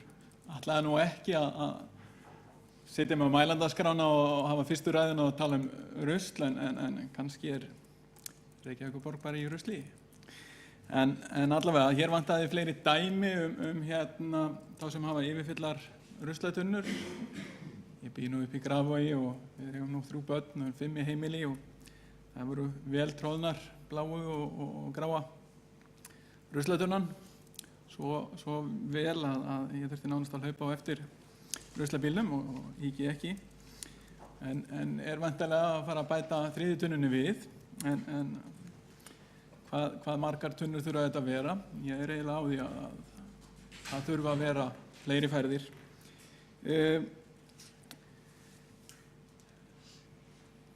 Annað sem ég langaði að bæta inn í þetta, ekki nóg með það við þurfum að náttúrulega flokka ruslið heima og fylla ruslatunnuna okkar, þá þurfa börnin líka að koma heim með ruslið sem afgangurinn af nestinu úr skólanum. Þannig að þau koma með ruslið úr grunnskólanum og við flokkum það og hendum líka. Í gær kom aldraður föður minn í heimsókn og var að gefa börnunum gjöfpakka og í miklum umbúðum. Og ég stóð sjálfur með á því að biðja hann að taka umbúðina með sér heima því ég vildi ekki setja í bláu tunnuna þegar verið nýbúin að fylla hana. Þannig að ruslið fór upp á Skaga í endurvinnslu þar. Þannig að þetta svona dæmi hvað maður við erum að lenda í. Og sama, það hafa nú fjölgað svolítið kerruferðunum með aukaruslið. Það Þannig að tíðnin ekki nógu mikil og virðist ekki vera nógu mikil, sama hvernig maður reynir að halda á efnum í þessu. En það var bara komin svo mikil stemning hérna og við erum búin að tala þetta efni í 3 tíma. Þannig að það bara gaman að vera með og mikil heiður að vera með ykkur hérna í dag. Takk. Það var borgarfulltrúi Trausti Harðarson lokið máli sínu. Við óskum hann til hamingju með sína jómfrúar ræðu hér í borgarstjórn. Og þá síðastur á mælendaskrá borgarstjóri. Forseti, ágæta borgarstjórn, ég vil nú þakka fyrir þessar umræður aðgerðaáætlun sem á að stuðla að aukinni flokkun og betri meðferð úrgangs í Reykjavík til næstu 5 ára. Eðli málsins samkvæmt þessi mál alltaf til endurskoðunar og ég vil taka undir með þeim sem hafa lagt áherslu á samstöðu aukna flokkun. Ég held að hún sé bæði hér í borgarstjórn og í samfélaginu þó að það þurfi kannski að hlusta vel til þess að heyra það í þessum umræðum. Það sem við erum að tala hérna áætlun sem gengur út á það að við í markvissum skrefum séum að ekki bara að gera fólki það eða leggja þær skyldur og herður heimila að flokka meira, heldur erum við að sækja fleiri og fleiri flokkaða strauma sorps inn á hvert heimili. Við byrjuðum á pappírnum og núna það plastið og síðan verður það spillefni, lyf og raftæki og síðan glerið sem við erum raunar byrjuð að bjóða upp á hjá grenndargámanum og síðan eldhúsúrgangur og annar lífrænn úrgangur. Og eins og komum við hér ágætlega inn á að þá nefnilega ekki allt sem sýnist við fyrstu sýn varðandi það í hvaða röð skynsamlegast að taka þetta út frá bæði endurvinnslunni og nýtingunni. Í mínum huga þetta bæði einfalt mál en líka nokkuð flókið. Það sem einfalt í fyrsta lagi að það samstaða að auka flokkun og minnka úrgang í samfélaginu.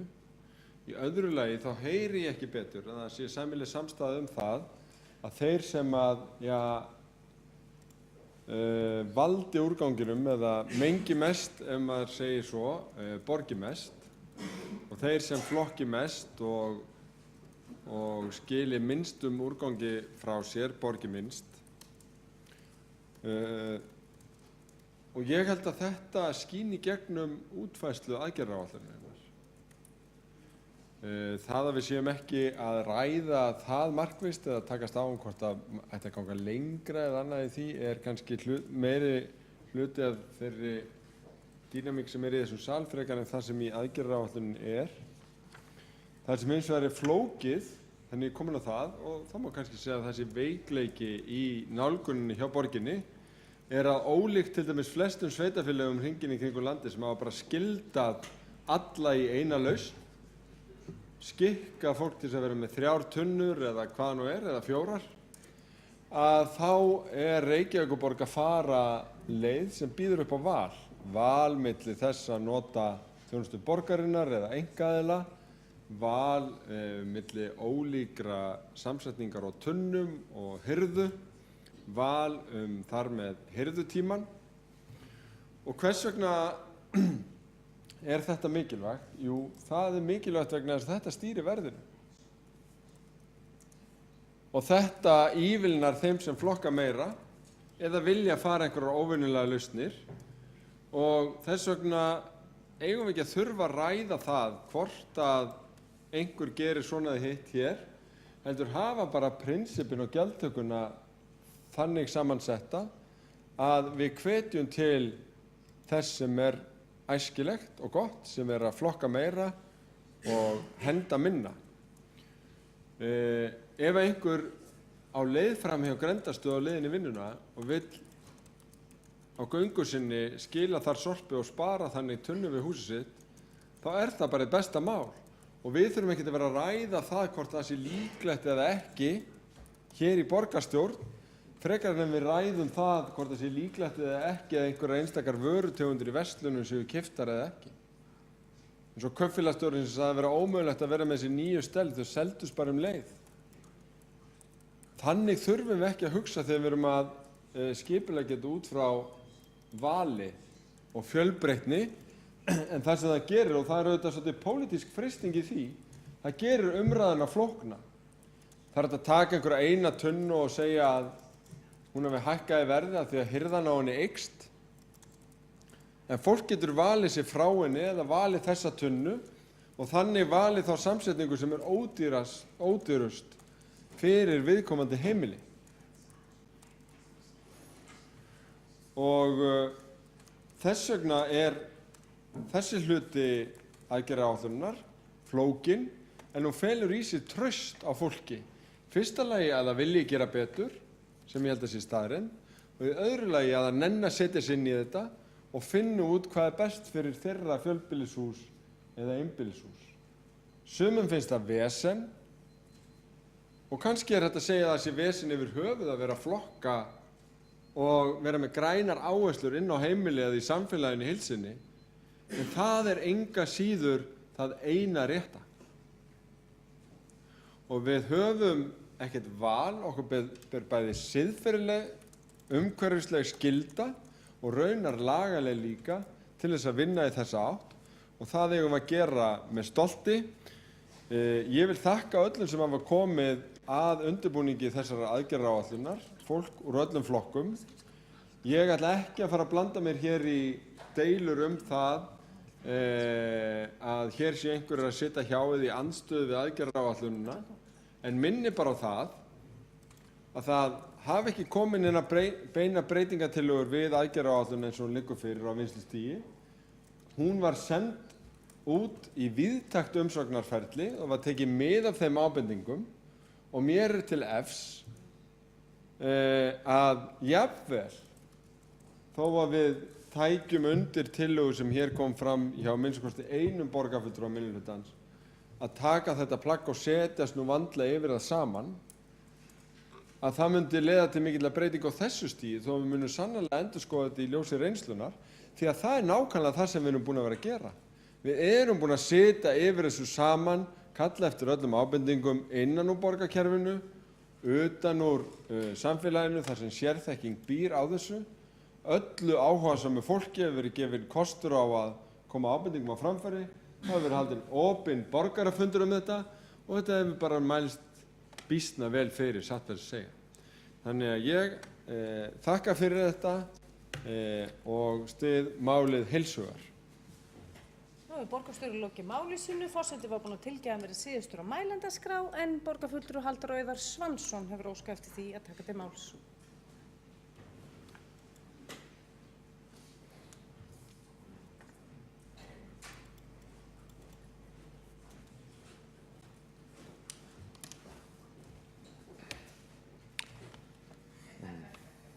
Forseti og ágætu borgarfulltrúar, ég tel rétt að koma hér upp stuttlega þar sem að borgarfulltrúin Kristín Soffía Jónsdóttir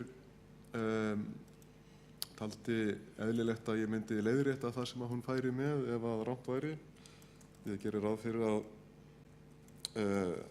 sem mjög röklegt er að hún telji mig í góðri stöðu til þess þar sem að ég sitji í stjórn Sorpu fyrir hönd Reykjavíkurborgar. Er að ræða gjaldið sem að Sorpa tekur af sveitarfélögum sem á öðrum fyrir að taka við og urða Sorp. Hið rétta er að núverandi gjald er 20,87 krónur á kíló og þetta var hækkað áramótin 2014-2015 1 krónu samkvæmt ákvörðun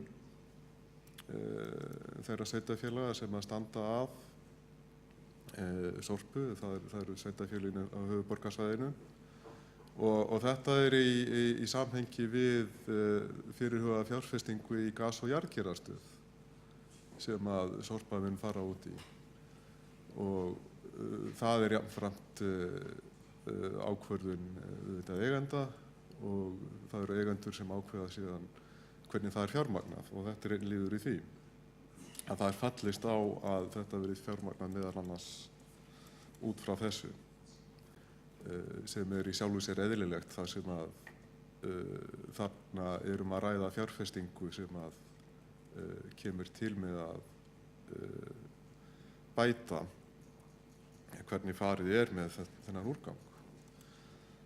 Þetta þýðir, ef við ætlum að rýna aðeins betur í tölur, að þar sem að heimilisúrgangur árlegur sem að tilfellur frá borgarbúum er 18.000 tonn, þá er borgin að greiða 375 milljónir á hverju ári með virðisaukaskatti til Sorpu fyrir að taka við Sorpinu. Deilt á hvern íbúa borgarinnar niður á hvern íbúa þá eru þetta rúmar 3.000 krónur á ársgrundvelli sem að kostar bara að urða sorpið sem að borgin borgar. Eftir er náttúrulega annar kostnaður, hirðukostnaður og annað. Ef við reiknum þetta síðan yfir á meðal heimilistærð, því ég er nú ekki með þann alveg á taktíðunum, ef ekki giska á vísitölufjölskylduna, 2,5 manneskja, þá erum við að tala svona 7.500 krónur á ári bara sem að fara til Sorpu. En þetta var svona talanleikur og eins og ég segi til komið á ríkri ástæðu, það er rétt skal vera rétt í þessum tölum. Þetta varpar kannski líka ákveðnu ljósi á það og þessu eru önnur sveitarfélög náttúrulega að finna fyrir að það eru þarna kostnaðarliðir sem að hafa farið vaxandi og er ákveðin skýringaþáttur auðvitað í gjaldtökunni. Takk fyrir mig. Þá er borgarfulltrúi Halldór Auðar Svansson lokið máli sínu. Þá er ekki fleiri hvatt sér hljós undir þessum dagskrárlið og við byrjum. Þá er borgarfulltrúar minnihlutans áskilt sér rétt til bókunar og einnig meirihlutinn. Þá er tillagan borin upp eða áætlunin borin upp. Þeir borgarfulltrúar sem samþykkja hana vilja gefa merki. Gæti ykkur vera á móti. Hún er samþykkt með 9 atkvæðum gegn 6 hjásendum. Við göngum í annað mál á dagskrá sem er tillaga borgarfulltrúa